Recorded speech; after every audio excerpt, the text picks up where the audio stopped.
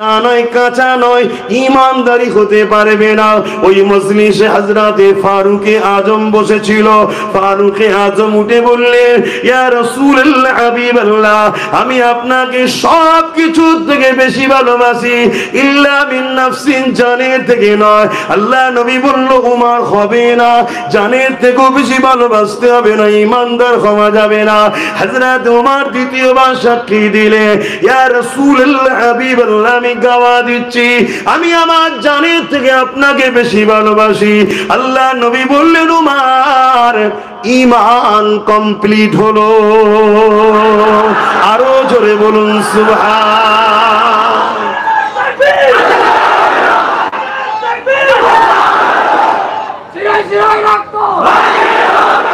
ভাইরা আমার, খুব ভালো করে শোনেন। একটা কাজ করেছেন, এসেছি যখন, পেয়েছি নবীর গোলামগুলোকে, তা একটু বুঝিয়ে যাচ্ছি।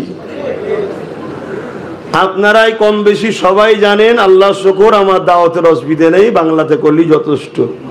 কিন্তু এখানে আসলে ভালো লাগে, বাইরে গেলে এই বাহানা একটু মাইন্ড ফ্রি হয়। কেন, খাস করে স্পেশাল ঘুরতে যাব বা বেরোবার টাইম নেই, একটা বাহানাতে বেরিয়েছি। কথা বুঝে আসছে? তাই বারবার বলে যাচ্ছি, বাপ, তামাম বিশ্ব জুড়ে আমাদেরকে যারা মিটাতে চাইছে, তামাম বিশ্ব জুড়ে আমাদেরকে যারা শেষ করতে চাইছে, তারা সর্বসময় চেষ্টা করেছে, কিন্তু আমাদের ঘরে মিটাতে পারে না। আপনারা নিশ্চয়ই জানেন, চিঙ্গিস খান নাম শুনেছেন, হালাকু খান নাম শুনেছেন, এরকম বহুত চেষ্টা হয়েছে, পারে না। কেন পারেনি? আমাদের মধ্যে একটা পাওয়ার আছে, যে পাওয়ারটার নাম হলো ঈমান। জোরে বলুন সুবহানাল্লাহ। ওই পাওয়ারের কাছে যুগে যুগে তারা পরাজিত হয়েছে। তাই তারা বড় পরিকল্পনা করে আমাদের ঈমানকে লুটার জন্য হাজারো ষড়যন্ত্র করছে। আর ঈমান হুজুরের মহব্বত ও ভালোবাসার নাম। জোরে বলুন সুবহানাল্লাহ। আপনাকে বুঝাবার জন্য আর একটু খুলে বলছি, বিরক্ত হচ্ছেন না তো? আপনি একটা প্লাंट लगाবেন, गाछ लगाবেন, कोई भी दरख्त हो, उस दरख्त को आप लगाने के लिए दो चीज की बहुत जरूरत है, एक मिट्टी और दूसरा आबहवा। ওই গাছকে আপনাকে লাগাতে গেলে দুটো জিনিসের জরুরি, একটা মাটি আর একটা কি? আবহাওয়া। যদি মাটি আর আবহাওয়া ওই প্লান্টের সঙ্গে শুট না করে, তাহলে গাছ তো লাগাবেন, চারা তো লাগাবেন, কিন্তু ওটা ঝলসে মারা যাবে। ঠিক? তাহলে দুটো জিনিসের দরকার, একটা মাটি আর একটা আবহাওয়া। जब अल्फाज से हम सब कहते हैं ला इलाहा इल्लल्लाहु मुहम्मदुर रसूलुल्लाह, समझ लिए ये चारा हमारा दिल में ईमान का पौधा लगा दिए हैं। मगर यहाँ भी दो चीज का जरूरी है, एक आदब की मिट्टी चाहिए और मोहब्बत की आबोहवा चाहिए। अगर नबी की आदब की मिट्टी दिल में नहीं है, मोहब्बत की आबोहवा दिल में नहीं रहते, तो कलेमा का जो पौधा लगाए हैं वो आखिर में जाके मर जाएगा। तब सूद भी खाएंगे, आपको बुरा नहीं लगेगा। किसी को कत्ल भी करेंगे, आपको बुरा नहीं लगेगा। अपनी माँ बाप के ऊपर आप जुल्म भी करेंगे, बुरा नहीं लगेगा, क्योंकि बुरा आपका ईमान आपको समझते हैं ये सही है, ये बुरा है। आपका ईमान इधर खत्म हो गया। किस लिए खत्म हुआ है? क्योंकि यहाँ आदब मुस्तफा का मिट्टी नहीं है और रसूलुल्लाह का आबहवा, मोहब्बत की आबहवा नहीं है। तो दिल में आदब मुस्तफा का मिट्टी चाहिए और दिल में मोहम्मद रसूल का मोहब्बत की आबहवा चाहिए। का कलेमा का जो प्लांट चारा लगा हुआ है ला इलाहा इल्लल्लाह, वो बड़ा होगा तो आपका प्लांट का हर शाखा निकलेंगे। एक नमाज होगा, एक रोजा होगा, एक हज होगा, एक ज़कात होगा, एक खैरात होगा, ये सब उस प्लांट का शाखा है। बोलिए सुभान अल्लाह। আর যদি আপনার এই প্লান্ট যদি মারা যায়, তাহলে জানবেন সব বেকার হয়ে যাবে। তাই আগে এই ঈমানটাকে ঠিক করুন, হুজুরের মহব্বত। আল্লাহ নবী মাসে এসেছিলেন 12 রবিউল আউয়াল সোমবার শুভেচ্ছা থেকে সময়।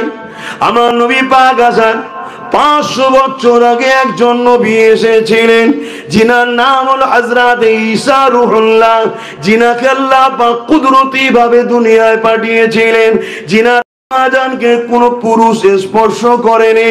আল্লাহ পাক এই নিদর্শন তো দেখাচ্ছে, আমি আল্লাহ পারি বাপ ছাড়াও আমার বান্দাকে তৈরি করতে, আমি আল্লাহ পারি মা বাপ ছাড়াও আদমকে তৈরি করতে, আমি আল্লাহ পারি এ দুনিয়ার মানুষেরা পাথরের ভেতর থেকে এমন করে উটনীকে বার করতে। আপনারা নিশ্চয়ই জানেন আল্লাহ নবীকে পরীক্ষা নেওয়া হয়েছিল, হযরতে হুজুরের নাম স্মরণ আসছে না, হযরতে সালেহ আলাইহিস সালামকে তিনার উম্মতেরা পরীক্ষা নিয়েছিল, এই পাথরের ভেতর থেকে আপনি একটা উটনীকে বার করুন, যে উটনীটা এমন করে প্রেগনেন্ট থাকবে, তার পেটে সন্তান থাকবে, এমন একটা উটনীকে বার করুন। হযরতে সালেহ আলাইহিস পাথরের কাছে গেলেন, ওই পাহাড় থেকে একটা উটনী বের হলো, ওই পেটে বাচ্চা ছিল, বাচ্চা প্রস্রাব হলো, সেও দুধ পান করতে লাগলো। এ যুবকেরা এখনো শুনে আমরা আশ্চর্য হই না, এখনো বললে কোনো ফতোয়া হয় না, কিন্তু আমার রাসূলুল্লাহ যখন দুই আঙুলকে পাত্রের মধ্যে দিয়ে আঙুলের ভেতর থেকে পানি বার করিয়ে দিল, তখনই দেখবেন সমাজে ফতোয়া হয়। কথা কিছু বুঝছেন না? এ নওজওয়ানেরা, আল্লাহ বা নবী আলাইহিস সালামদেরকে মুজিজা দেয়। কেন মুজিজা দেয়? সামনে অলুক আজিজ করনে কে লিয়ে, সামনে যারা আছে তাদেরকে অ্যাট্রাকশন করার জন্য মুজিজা দেয়। মুসা আলাইহিস সালামকে মুজিজা দিয়েছিল, আশা দিয়েছিল, লাঠি দিয়েছিল।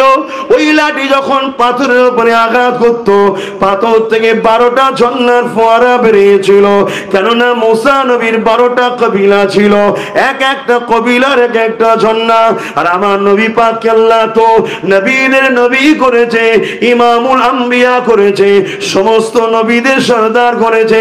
আমার নবী পাক এক লড়াইয়ের ময়দানে গেলেন, 1500 সাহাবা ছিলেন, পানি ছিল না। ওই সাহাবা হুজুরদের মধ্যে থেকে একজন এসে আল্লাহ নবীকে বললেন, ইয়া রাসূলুল্লাহ, হাবিবাল্লাহ, পানি নেই, পানির ব্যবস্থা করে দেন। নবী পাক তো বলতে পারতেন, এ সাহাবা আল্লাহর কাছে চাও, আল্লাহ তো পানি দেবে, আমার কাছে কেন এসেছো? নবী আমার ওটা শিখাইনে। নবী আমার কি বললেন? একটা পাত্র নিয়ে আসো। পাত্র নিয়ে আসলো। আল্লাহ নবী নিজের নূর হাত মোবারকটা দিয়ে দিল, 2 উঙ্গলির বিচকান দিয়ে পানি বেরোতে লাগলো। সাহাবা হুজুররা বলতে লাগলে, আমরা নিজেরা পানি পান করলাম, গোসল করলাম, প্রয়োজনীয় জন্য পাত্রে জমা করে রাখলাম, এবং আমাদের পশুগুলোকেও পান করালাম। 1500 লোক পান করেছে, গোসল করেছে, পশুকে পান করিয়েছে। রাসূলুল্লাহ শরীরের 2 আঙুলের বিচকান দিয়ে পানি বেরোচ্ছে, ওই পানি তথাপিও খতম শেষ হয়নি। আরো জোরে বলুন সুবহান। সেই নবীকে ভালোবাসেন। সময় কম তো, এটা জানি আবেগে হয়, কিন্তু আমি কিছু বলতে চাইছি, সময় কম। কেন আপনারা চাইবেন অনেক রাত পর্যন্ত হোক, আর আমি কিন্তু আপনাদের মতো আবেগে তো চলবো না। কেন একবার খেয়ে নিয়ে সারা জীবন শুকোবো, ওই স্টাইলের মানুষ আমি নয়। আজকে সারা রাত করিয়ে তার পরের বার থেকে করতেই দেবে না। কথা বুঝে আসছে? অর্থাৎ এই আবেগে ভাষা ভালো নয়, সবকিছুকে লিমিটে চলা ভালো। ইসলাম বাড়াবাড়িকেও পছন্দ করে না, কমানোকেও পছন্দ করে না। ইসলাম মধ্যপন্থী অবলম্বন করতে বলেছে। জোরে বলুন সুবহানাল্লাহ।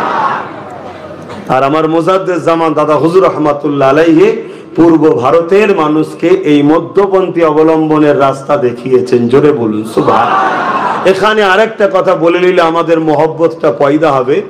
এশিয়া মহাদেশে 4টে সিলসিলা আছে, 4টে সিলসিলা। একটা হলো ফুরফুরা সিলসিলা, একটা দেওবন্দি সিলসিলা, একটা জোনপুরি সিলসিলা, একটা বেরেলি সিলসিলা। 4 সিলসিলার মুরব্বীরাই হক। দেওবন্দি সিলসিলার মুরব্বীরাও হক, ফুরফুরা সিলসিলার মুরব্বীরাও হক, বেরেলি সিলসিলা যারা আকাবের মুরব্বী তারাও হক, জোনপুরি সিলসিলার মুরব্বী যারা তারাও হক। নিচতে আমাদের মধ্যে এখন কিছু ঠুকুর মুকুর হচ্ছে। প্রত্যেকটা মুরব্বীরা তারা কিন্তু সবাই নবীর মিলাদুন নবীও করেছে, নবীকে হায়াতুন নবী বলে মেনেছে। এবং দেওবন্দ মাদ্রাসার যিনি প্রতিষ্ঠাতা মৌলানা কাসেম নান্তুবি সাহেব, তিনি বলেছেন নবী পাক সাল্লাল্লাহু আলাইহি ওয়াসাল্লাম হায়াতুন নবী বলেই তো নবীর স্ত্রীদের বিবাহ করা হারাম। কথা বুঝে আসছে? অতএব আকাবে তাদের যে আকীদার কিতাব আছে সেখানে দেখা গেছে 4 দলেরই মুরব্বীরা তারা একটাই কাজ করেছে, হুজুরের সঙ্গে মানুষকে জুড়তে চেয়েছে। তা আমরাও আমাদের মুর্শিদ কেবলা তিনিও আমাদেরকে শিখিয়েছেন যে হুজুরের সঙ্গে মানুষকে জোড়ো, কেন আমরা যদি হুজুরের সঙ্গে জুড়তে পারি হুজুর আমাদেরকে আল্লাহর সঙ্গে বান্দা ও খালেকের যে সম্পর্ক সেই সম্পর্কটাই জুড়ে দেবে। জোরে বলুন সুবহানাল্লাহ। কেন আল্লাহ তোমার রসুলকে এই জন্যই পাঠিয়েছে, দুনিয়ার মানুষ আমায় ভুলে গেছে, আমার থেকে দূরে সরে গেছে, আপনি যান তাদেরকে আমার সঙ্গে সম্পর্ক জোড়েন। কি সম্পর্ক? বান্দা ও খালেকের যে সম্পর্ক, সেই সম্পর্ক হুজুর জুড়বেন। সিদ্দিক আকবর হুজুরের কদমে এসেছে, হুজুর তেনাকে আল্লাহর সঙ্গে জুড়েছে। আবু জেহেল আসেনে, কপাল ফেটে গেছে। ওমর ফারুক এসেছে, হুজুরের সঙ্গে আল্লাহর সঙ্গে জুড়ে দিয়েছে। উতবা সাইবা আসেনে, কপাল ফেটে গেছে। তা আমরাও যদি যাই আল্লাহর সঙ্গে জুড়ে দেবে, আর যদি না যাই কপাল ফেটে যাবে। সাদামাটা কথা, বেশি ঘুরিয়ে কথা বলতেও পছন্দ করি না, আর ঘুরিয়ে থাকার লোকের সঙ্গে থাকতেও ভালো লাগে না। যা হবে স্পষ্ট কথা। কথা বুঝে আসছে? কেন? পৃথিবীর সর্বশ্রেষ্ঠ, দোনো জাহানের আল্লাহর সৃষ্টির সর্বশ্রেষ্ঠ, ইন্নাকা লাআলা খুলুকিন আযীম, সবথেকে শ্রেষ্ঠ চরিত্র আল্লাহ হলো, আল্লাহ নিজে বলছেন মুহাম্মদুর রাসূল সাল্লাল্লাহু আলাইহি সাল্লাম, সেই নবীর হয়ে কথা বলতে বসেছি। অতএব এখানে ঘুরিয়ে টুরিয়ে বলার কোনো ব্যাপার নাই। ব্যক্তিগত কারোর সঙ্গে দুশ্মনীও নাই, বন্ধুও নাই। মান আহাব্বা লিল্লাহ ওয়া আবগাদা লিল্লাহ ওয়া আতা লিল্লাহ ওয়া মানা লিল্লাহ ফাকাদ ইসতাকমালাল ঈমান। আত্মীয়তা আলাদা জিনিস ভাই, কিন্তু মনে রাখবেন বন্ধুত্ব আল্লাহর জন্যে, দুশ্মনী আল্লাহর জন্যে, আত্মীয়তা আল্লাহর জন্যে, বিচ্ছেদ আল্লাহর জন্যে। এরাই প্রকৃত ঈমান ও ঈমানের মজাটা পায়। জোরে বলুন সুবহানাল্লাহ। তাই আমাদের মাকসাদ এটাই যেন থাকে, না হয় কিন্তু সব বরবাদ হয়ে যাবে। তো হযরত ঈসা আলাইহিস সালাম দুনিয়ায় আসলেন। ঈসা আলাইহিস সালাম কে আল্লাহ অনেক বড় মুজিজা দিয়েছিলেন। ঈসা নবী মরা মানুষের কাছে যে বলতো কুম বিইজনিল্লাহ, ওঠো আল্লাহর হুকুমে, সঙ্গে সঙ্গে জিন্দা হয়ে যেত। জোরে বলুন সুবহানাল্লাহ। কোন মানুষ পায়দাইশ চোখে দেখতে পায় না, ঈসা আলাইহিস সালাম যে তার চোখে হাত বুলিয়ে দিত সঙ্গে সঙ্গে যে চোখে দেখতে পেত। জোরে বলুন সুবহানাল্লাহ। এতে আমরা খুশি হচ্ছি না বেজার হচ্ছি? খুশি হচ্ছি। হায় হায় হায় হায়, ঈসা নবীরও নবী, মুহাম্মাদুর রাসূলুল্লাহ। জোরে বলুন সুবহানাল্লাহ। খুব ভালো করে শোনেন, ঈসা নবীর এই মুজিজাগুলো দেখে ঈসা নবীকে তিনারকে জিজ্ঞেস করা হচ্ছে, হুজুর আমরা তো তাওরাত ইনজিলে পড়েছি, জবুর তাওরাত ইনজিলে পড়েছি যে একজন আসবেন যিনি অনেক শানওয়ালা হবেন, আপনি কি তিনি? কেন আপনি মরা মানুষকে ডাকছেন, উঠছে, কারো চোখে পায়দাইশ অন্ধ হাত বুলিয়েছেন ভালো হয়ে যাচ্ছে, কেউ কুষ্ঠরোগে আক্রান্ত তার গায়ে হাত বুলোচ্ছেন সে সুস্থ হয়ে যাচ্ছে, আপনি মাটিতে পাখি তৈরি করে তাকে হাত বুলোচ্ছেন জিন্দা হয়ে চলে যাচ্ছে, তা আপনি কি সেই রাসূল? হযরত ঈসা আলাইহিস সালাম কি বলেছিল? কুরবান যাক আমার রাসূলের কদমে আব্বাস সিদ্দিকীর জানমাল। ঈসা আলাইহিস সালাম বলেছিলেন না, सुल्तान आने वाला है। जोरे बोलिए सुभान अल्लाह। अगर कोई बादशाह जब आते हैं उससे पहले कोई उजीर आके उनकी आदब को सिखलाता है, मैं मोहम्मद रसूल का उजीरी हूं। जोरे बोलून सुभान अल्लाह। একজন ঈসা নবী কি বলছে শুনুন, যে আমি মুহাম্মদ সাল্লাল্লাহু আলাইহি সাল্লামের ওই বাদশার আগে যেমন উজির এসে সব বলে আদবের সঙ্গে দাঁড়াও, বাদশা আসছে, তো দোনো জাহানের সুলতান আসার আগে আল্লাহ আমায় পাঠিয়েছেন, আমি সমাজকে জানাতে এসেছি তিনার আদব কায়দা কিভাবে তিনাকে তাজিম করতে হবে। জোরে বলুন সুবহানাল্লাহ। আমাদের সামান্যতম বিয়াদবির জন্য জীবনের সব আমলটা বরবাদ হয়ে যাবে। তরুণেরা 100 বছর যদি হায়াত দেয়, 80-85 বছরের নামাজ, 80-85 বাড়ির হজ, আর হাজার হাজার মাদ্রাসা মসজিদ বানানো, সব একদিকে রেখে দেন, আর আমার রাসূলুল্লাহ জুতা মোবারক নিয়ে সামান্য যদি বেয়াদবি হয়ে যায়, ওই 100 বছরের আমল সব বরবাদ হয়ে যায়। আল্লাহ রাসূলুল্লাহ জুতা মোবারকের সঙ্গে বেয়াদবি করার জন্য ওই বান্দাকে জাহান্নামে ঢুকাবে, আর কোনোদিন বার করবে না। আর অপর দিকে একটা মানুষ চলতে গিয়ে অনেক ত্রুটি বিচ্ছেদ করে ফেলেছে, কিন্তু হুজুরের মহব্বত আর ভালোবাসায় পাকাপোক্ত রয়েছে, ওই মানুষটা যদি অন্যায় করার জন্য জাহান্নামে ঢুকবে, ওর মেয়াদ কেটে যাওয়ার পর ঈমান থাকার জন্য আল্লাহ ওকে একদিন না একদিন জান্নাতি অবশ্যই বানাবে। এই যুবকেরা, তরুণেরা, তাই বলে দিয়ে যায়, ঘর বাড়ি গ্রাম ছেড়ে দিয়ে বিদেশে কর্মের জন্য পড়ে আছে, কাজ শেখেন, ধর্ম শিখতে যাবেন না, কাজ করেন, নতুন কোন দিন শিখতে যাবেন না। আমার রাসূলুল্লাহকে মুহাব্বত যেখানে হবে, আমার নবীর তাজিম যেখানে পাবেন, আমার নবীর বয়ান যেখানে বেশি বেশি পাবেন, দিল লাগিয়ে লাগিয়ে বসুন। কেননা হযরতে এমন করে ইমামে গাজ্জালী রাহমাতুল্লাহ আলাইহি জিনার মতো আলেম আজকের দিনে পৃথিবীর জমিনে একটাও পাওয়া যাবে না, একটাও পাওয়া যাবে না। এত বড় তিনি আলেম ছিলেন। তিনি বলতে লেগেছে, যখন তোমাদের উপরে কোনো বালা আসবে, সেই বালা রাষ্ট্রীয় ভাবে হতে পারে, সেই বালা সংসার জীবনে হতে পারে, সেই বালা বিমার হতে পারে, সেই বালা তোমার কারবার ব্যবসা বাণিজ্য লস হতে পারে। এই মুসিবত থেকে বাঁচার জন্য তোমার উপায় কি রয়েছে? তিনার অনুচরেরা জিজ্ঞাসা করতে লাগলে, হুজুর কি কাজ করতে হবে? হযরত ইমামে গাজ্জালী রাহমাতুল্লাহ আলাইহি বলতে লাগলে, এ থেকে বাঁচার একটাই উপায় হলো রাসূলুল্লাহর সঙ্গে মুহাব্বতের সম্পর্কটা বাড়িয়ে দাও। এ যুবকেরা, তরুণেরা, ওই সময় জিজ্ঞাসা করা হলো, হুজুর মুহাব্বতের সম্পর্ক বাড়াবো কিভাবে? হুজুর দুটো রাস্তা দেখিয়েছে। একটা হলো দরুদ বেশি বেশি করে পড়ো, এই দরুদ পড়াতে সম্পর্ক বাড়বে। আল্লাহ নবী তাই বলেছে, যারা যত দুনিয়ায় মুহাব্বতের সঙ্গে বেশি দরুদ পড়বে, কিয়ামতের দিনে আমার কাছে তারা বেশি হবে, আমি নবীর শাফাআত তারা পাবে। অপর হাদিস শরীফে রাসূলুল্লাহ জানিয়ে দিলে, এ দুনিয়ার মানুষ, তোমরা যদি দুআতে দরুদ না পড়ো, জমিন আসমানের বিচখানে দোয়াটা আটকে যায়, ওটা আল্লাহ পাকের দরবারে কবুল হয় না। দরুদ হলো তোমার দোয়া কবুলের জন্য।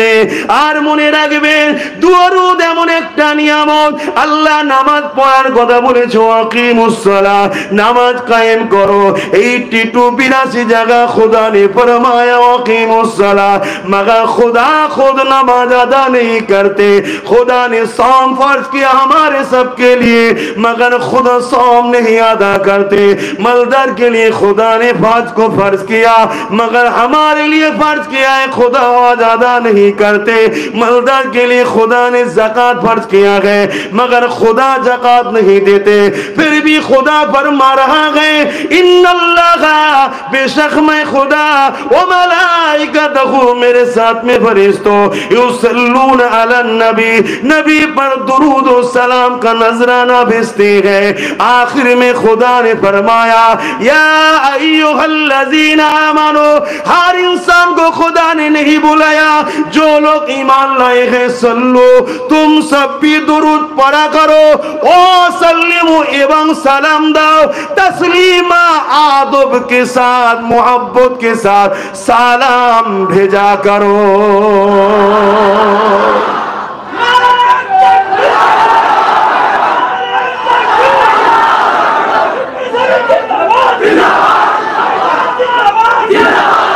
খুব ভালো করে বোঝেন, নামাজ ফরজ, ঠিক তো নাকি? কার হুকুম? আল্লাহর। দরুদ কার হুকুম? আল্লাহর। কিন্তু আল্লাহর নামাজ পড়ে না। আল্লাহর জন্যই তো সেজদা রে বাবা, আল্লাহকে ছাড়া আর কাকে সেজদা দেবো? কিন্তু দরুদ আল্লাহ নিজে পাঠায়। কিন্তু এখানে একটা প্রশ্ন হতে পারে, দরুদটা কি? আল্লাহ যে দরুদ পাঠায়, কিভাবে পাঠায়? আমাদের মতো পড়ে নাকি? হ্যাঁ, আমাদের মতো পড়ে নাকি? না। এই বিষয়টা আমি এখানে রাখছি। আমি যে বিষয়টায় যাচ্ছিলাম সেদিকটা চলে যাচ্ছি। কি বলতেছিলাম জানো? বলবেন তো কোন জায়গা থেকে এইদিকে এলাম? আপনারা শুনছেন তো? বলেন, কেউ একজন তো বলেন, কি বলছিলাম? হযরত ঈসা আলাইহিস সালাম, তিনার আলোচনা করতে আমার রাসূল পাক সাল্লাল্লাহু আলাইহি ওয়াসাল্লামের শান মর্যাদা আল্লাহ কত বড় করেছে, যে হুজুর পাক সাল্লাল্লাহু আলাইহি ওয়াসাল্লামের বিষয়ে ঈসা নবী তিনি মেসেজ দিতে এসেছেন। আমার নবী পাক সাল্লাল্লাহু আলাইহি সাল্লাম সমস্ত নবীদেরও নবী, তার জন্যই আল্লাহ বাইতুল মুকাদ্দাস জেরুজালেমে একটা নামাজ আদায় করিয়েছিলেন। আপনারা জানেন, যেখানে সমস্ত নবীরা আমার নবীকে ইক্তেদা করে নামাজ আদায় করেছিলেন, আর আমার নবী ইমামত করেছিলেন। জোরে বলুন সুবহানাল্লাহ। সেই নবীর উম্মত হয়ে আমরা খুশি না বেজার? আমরা কি ধন্য নয়? হ্যাঁ, সেই নবীকে পিয়ার করুন, ভালোবাসুন, মহব্বত করুন, দিলে রাখুন। যেখানে আমার নবী পাকের আদব, ভক্তি, ভালোবাসা আছে, সেখানে আপনারা জুড়ে জুড়ে বসবেন। তরুণেরা, আল্লাহ পাক তিনি আয়াত নাজিল করে দিলেন, এ দুনিয়া মানুষেরা, তোমাদের গলার আওয়াজ যেন আমার হাবিবের আওয়াজের উপরে না চলে যায়। যদি চলে যায়, আমি আল্লাহ তোমাদের সমস্ত আমলকে বরবাদ করে দেবো। খুব ঠান্ডা মাথায় বুঝবেন, নবীর গলার আওয়াজের থেকে আওয়াজ যদি বেশি হয়ে যায়, তাহলে সমস্ত আমল বরবাদ হয়ে যাবে। নবীর সঙ্গে কোনো তর্কাতর্কি করেনি, নবীর বিরুদ্ধে নোংরা কটু কথা বলেছে তা বলেনি, শুধু বলেছে আওয়াজ যদি বেশি হয়ে যায়, তাহলে তোমাদের সমস্ত আমলকে বরবাদ করে দেওয়া হবে। এ যুবকেরা, তরুণেরা, বাপেরা, আমার নবী পাকের একজন সাহাবী ছিলেন, যিনার গলার আওয়াজটা বড় উচ্চ আওয়াজ ছিল। তিনি পায়দাইশ জোরে কথা বলে। অনেকে আমাদের মধ্যে আছে, দেখবেন নরমাল কথা বলে, কিন্তু মনে হবে যেন ঝগড়া করতে লেগেছে, আওয়াজটা একটু উঁচু। এই আয়াত যখন নাজিল হয়ে গেছে, ওই সাহাবী ঘরে গিয়ে দরজা দিয়ে কাঁদতে লেগেছে, আর দরজা খুলছে না। একদিন যাই, দুদিন যাই, 3 দিন হয়ে যায়। হুজুর আমার খোঁজ নিবার জন্য এক সাহাবীকে পাঠিয়ে দিলে। ওই সাহাবী তিনার বাড়িতে চলে আসলো, খোঁজ নিয়ে জানতে পারলো তিনি এইভাবে 3 দিন করে দরজা বন্ধ করে দিয়ে, কখনো কোনো খাওয়া দাওয়া বন্ধ করে দিয়ে, শুধু জবান দিয়ে একটাই কথা বলছে, আমি ধ্বংস হয়ে গেলাম, আমি বরবাদ হয়ে গেলাম, আমি শেষ হয়ে গেলাম। এই যুবকেরা ওই সাহাবী হুজুরকে যে শোনালো, হুজুর আবার পাঠালেন, যাও সালাম দিয়ে জিজ্ঞাসা করো কি হয়েছে। ওই সাহাবী আবার ফিরে গেলেন, সালাম দিয়ে বলতে লাগলেন, কি হয়েছে হুজুর পাঠিয়েছে। ওই সাহাবী তখন বলতে লাগলো, আল্লাহ আয়াত নাজিল করে দিয়েছে, আমার রাসূলের গলার আওয়াজের উপরে কার আওয়াজ উঠে গেলে এমন করে তার আমলের সব বরবাদ হয়ে যাবে। তাই আমার কণ্ঠের আওয়াজ তো জোর হয়ে যায়, তাই আমি মনে হয় ধ্বংস হয়ে গেলাম, বরবাদ হয়ে গেলাম। হুজুরের কাছে খবরটা চলে আসলো, আল্লাহ নবী পায়গাম পাঠিয়ে দিলে, যাও, আমার সাহাবী তো ইচ্ছা করে না, কিন্তু আমার সাহাবীর ডর, ভয়, আমার মহব্বত, ভালোবাসা, আল্লাহ বড় খুশি হয়ে গেছে। আমার নবীর পায়গাম জানিয়ে দাও, ওই সাহাবীটা হলো জান্নাতি। আরো জোরে বলুন সুবহান। কবে কিয়ামত হবে? কবে দুনিয়া শেষ হবে, বিচার হবে, ময়দানে মাশর হবে? কানা মিকদারু 50 আলফা সানাতিন, 50,000 বছরের একটা দিন হবে, সব বাকি আছে। এখনই নবী বলছে জান্নাতি। কি বুঝছেন? নবীর ক্ষমতা আছে না নাই? এই ক্ষমতা নবীকে দিয়েছেন কে?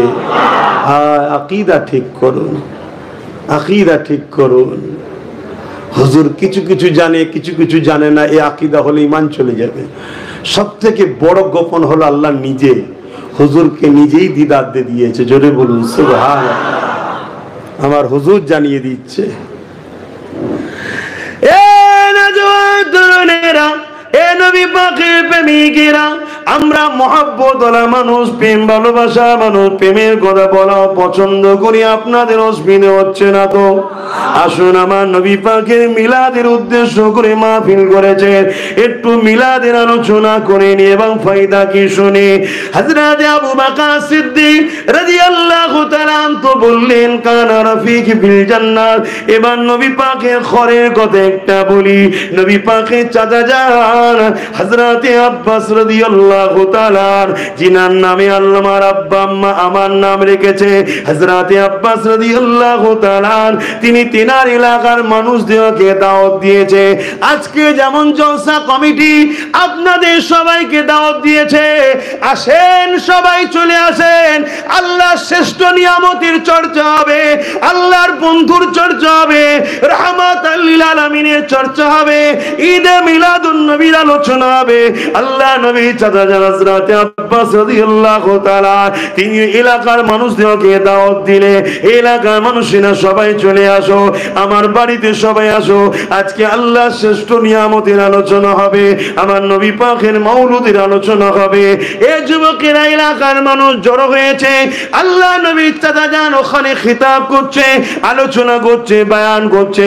আল্লাহ নবী রাস্তা দিয়ে যেতেছিল, নবী পাককে দেখে সাহাবা হুজুররা উঠে দাঁড়িয়ে পড়লে, নবী পাককে সালাম দিতে লাগলে, আল্লাহ নবীকে বলতে লাগলে, ইয়া রাসূলুল্লাহ হাবিবাল্লাহ, আপনি আমাদের মাহফিলে একটু আসো, কেননা আমরা আপনার মাওলুদের আলোচনা করি। আল্লাহ নবী কি উত্তর দিয়েছিলেন শোনো, এ বাবা সাহাবারা, এ আমার প্রতিবেশীরা, আমি নবী অবশ্যই তোমাদের মাহফিলে যাব, কেননা আমি নবী যা দেখি তোমরা তা দেখতে পাও না।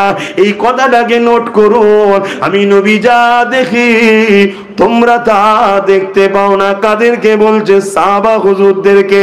আমি নবী যা দেখি তোমরা তা দেখতে পাও না। তার মানে সাহাবারা নবীর মতো নয়, তাই সাহাবারা দেখতে পায় না। যদি সাহাবারা নবীর মতো হতো, নবী যা দেখে সাহাবারাও তাও দেখতো।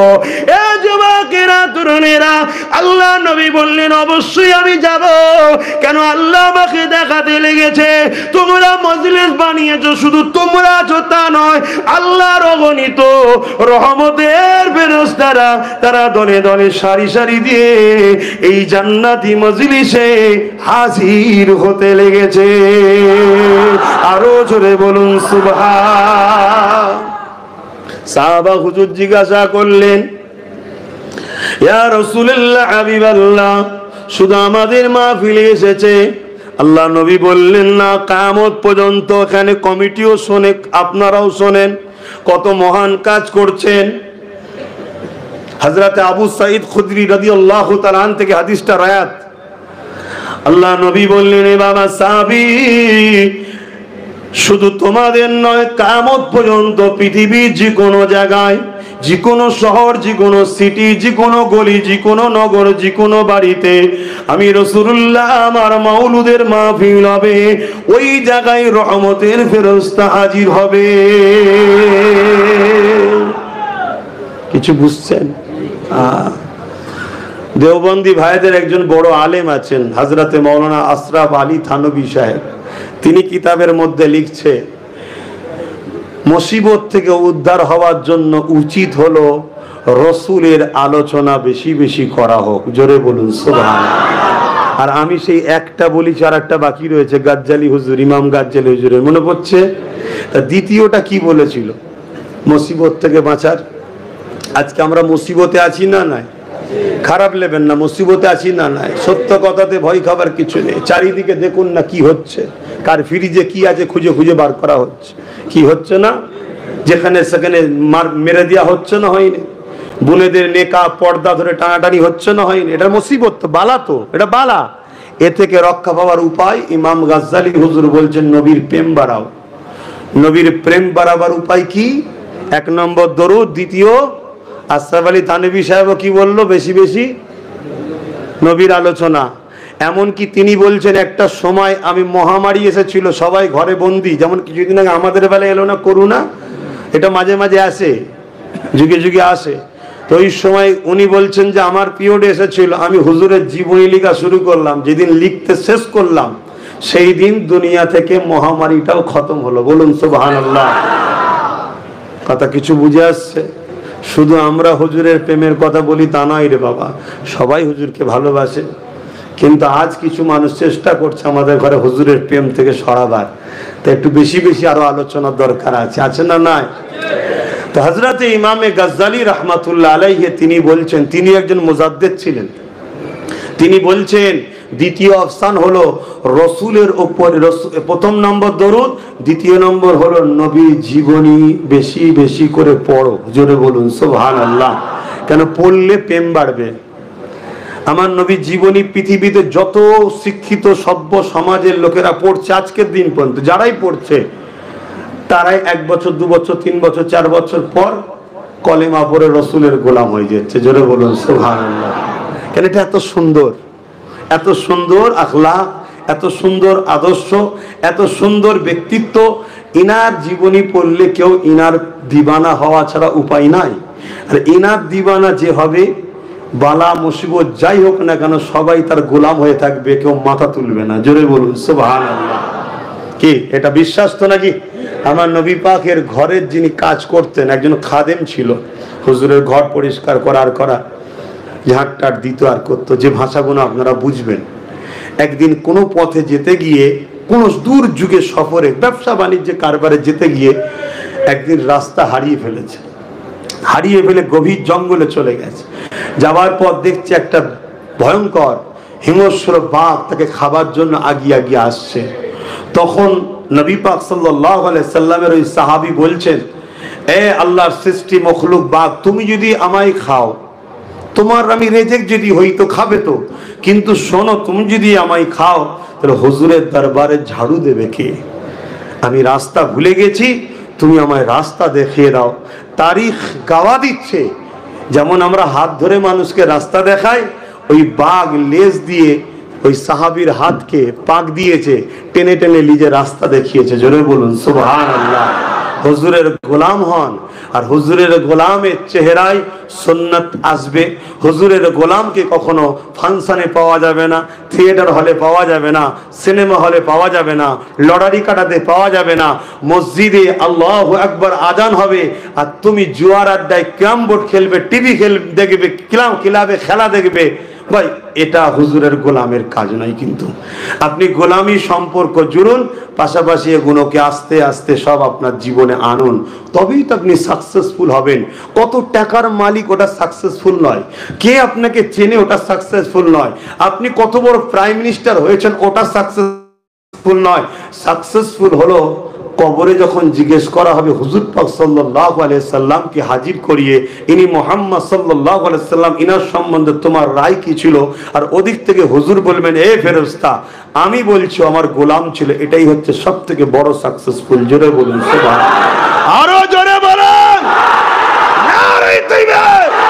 আমার সাথে হাত উঠিয়ে বলুন লাব্বাইক। আপনারা বলুন ইয়া রাসূলুল্লাহ লাব্বাইক লাব্বাইক लब्बाइक लब्बाइक। नारे तकबीर।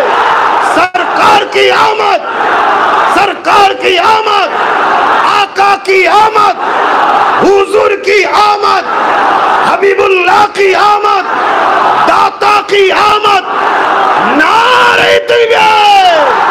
दुरूद शरीफ अल्लाहुम्मा सल्ली अला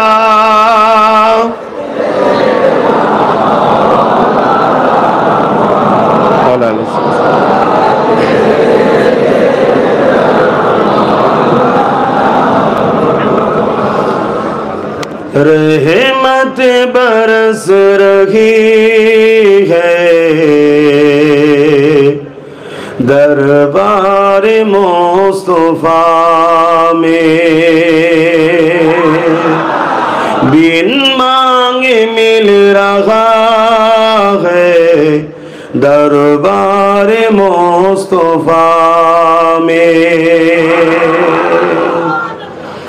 মদিনা শরীফকে আল্লাহ ইমানের মারকাজ করেছে, মক্কা শরীফকে আল্লাহ আমলের মারকাজ করেছে। জোরে বলুন সুবহানাল্লাহ।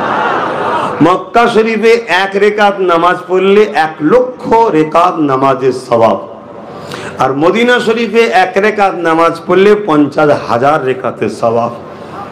এই জায়গায় কিন্তু মক্কার মাকাম আল্লাহ বেশি করেছে। এখানে আমলের বাড়াই আছে, কিন্তু মক্কায় ইমানের হিফাজত নাই। ইমানের হিফাজত মদিনায় আছে। তাই রসুল বললেন, ইমান যেমন সাপ আহার করে গর্তেই ফিরে আসে, পুরো পৃথিবী থেকে ঘুরে ইমান আমার মদিনায় ফিরে আসবে। জোরে বলুন সুবহানাল্লাহ। इसीलिए हमारे आका ने भी फरमाया, मदीने में मौत की तमन्ना ज्यादा करो। बोलिए सुभान अल्लाह। मदीने के साथ तवल्लुक ज्यादा रखो, क्योंकि मैं मदीने से रोजे महशर के दिन उठाऊंगे। जोरे बोलूं सुभान अल्लाह।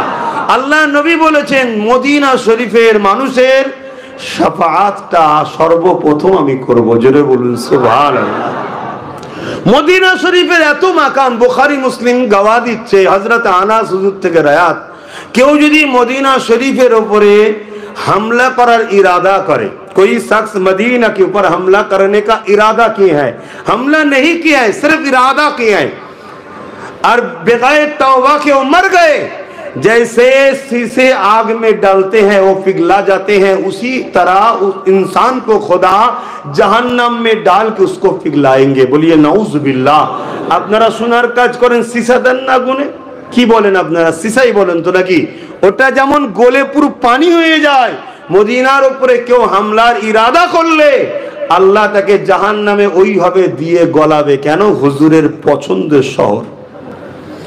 তাহলে হুজুরের পছন্দকে আঘাত করেনি, আঘাত করার ইরাদা করলে যদি এই শাস্তি হয়, তাহলে হুজুরের পছন্দ আরো তো কিছু আছে, সেগুলোকে আঘাত করলে, যেমন সাহাবা হুজুররা, আহলে বায়াতরা, ওলি আউলিয়ারা, এও তো হুজুরের মোহাব্বতের সব সৈনিক, তাদের উপরে আঘাত করলে তাহলে তাদের কি হবে? কথা বুঝতে পারছেন? আজ তো আমরা ওলি আউলিয়াদের থেকেও অনেক দূরে সরে যাচ্ছি। তাই ওলি আউলিয়াদের ঘরেও মোহাব্বত করুন। মদিনা শরীফ হলো রহমতের মারকাজ। रहमत बरस रही है दरबार मुस्तफा में, बिन मांगे मिल रहा है दरबार मुस्तफा में। जोरे बोलूं ना सुभान। उन पर दुरूद हरदम, उन पर सलाम हरदम, उन पर दुरूद हरदम, उन पर सलाम हरदम, हर एक पर रहा है दरबार मुस्तफा में, बिन मांगे मिल रहा है दरबार मुस्तफा में। आंसू जो बह रहे हैं सब हाल कह रहे हैं, आंसू जो बह रहे हैं सब हाल कह रहे हैं, लब कौन खोलता है दरबार मुस्तफा में, लब कौन खोलता है दरबार मुस्तफा में, बिन मांगे मिल रहा है दरबार मुस्तफा में, लब कौन खोलता है दरबार मुस्तफा में। सीने पे हाथ रख के मैं दिल को ढूंढता हूँ, सीने पे हाथ रख के मैं दिल को ढूंढता हूँ, दिल मुझको ढूंढता है दरबार मुस्तफा में। दिल मुझको ढूंढता है दरबार मुस्तफा में, बिन मांगे मिल रहा है दरबार मुस्तफा में। रहमत बरस रही है दरबार मुस्तफा में। हक उनको दे रहा है वो सबको दे रही है, हक उनको दे रहा है वो सबको दे रही है। इसीलिए तो बुखारी में फरमाया अना कासिमुल्लाहु युती, दूसरा हदीस अना कासिमुल्लाहु मुती, देने वाला मौला बेशक अल्लाह है मगर बढ़ते हमारा नबी। बोलिए सुभान अल्लाह। हक मेरे नबी को देते हैं, नबी पूरा कायनात को बांटते हैं। बोलिए सुभान अल्लाह। जितने नबी नबुआत मिले हैं सदके मोहम्मद रसूल की झोली से मिले हैं। बोलिए सुभान अल्लाह। हम तुम तो बहुत दूर की बात है, मूसा कलीमुल्लाह का जो नबुआत मिला है मोहम्मद रसूल की झोली से मिले हैं। बोलिए सुभान अल्लाह। सही नबी के चिनो यदि कामयाबी होते चान ना सब बेकार हो जाए। हक उनको दे रहा है वो सबको दे रही है, हक उनको दे रहा है वो सबको दे रही है। देने का इंतहा है दरबार मुस्तफा में, देने का इंतहा है दरबार मुस्तफा में। बिन मांगे मिल रहा है दरबार मुस्तफा में। रहमत बरस रही है दरबार मुस्तफा में। अल्लाहुम्मा सल्ली अला सय्यिदिना मौलाना मुहम्मद वाला आली।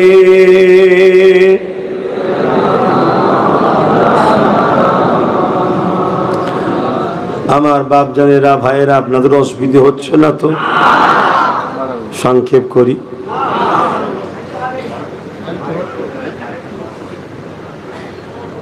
আর ছোট করি। আর একটুখানি যখন বলতে বলে আমার রাসূলের মিলাদ নিয়ে বলতে গিয়ে তো অন্যদিকে চলে গিয়েছিলাম। হযরতে আব্বাস রাদিয়াল্লাহু তাআলা হুজুরের হাদিসটা কমপ্লিট করি। আল্লাহ নবী বললেন যেখানে আমার মিলাদ হবে ফেরেশতা আসবে। নবীর মিলাদ হলে ফেরেশতা আসবে, খুশি না বেজার? প্রত্যেকের উচিত ঘরে ঘরে মিলাদ করা।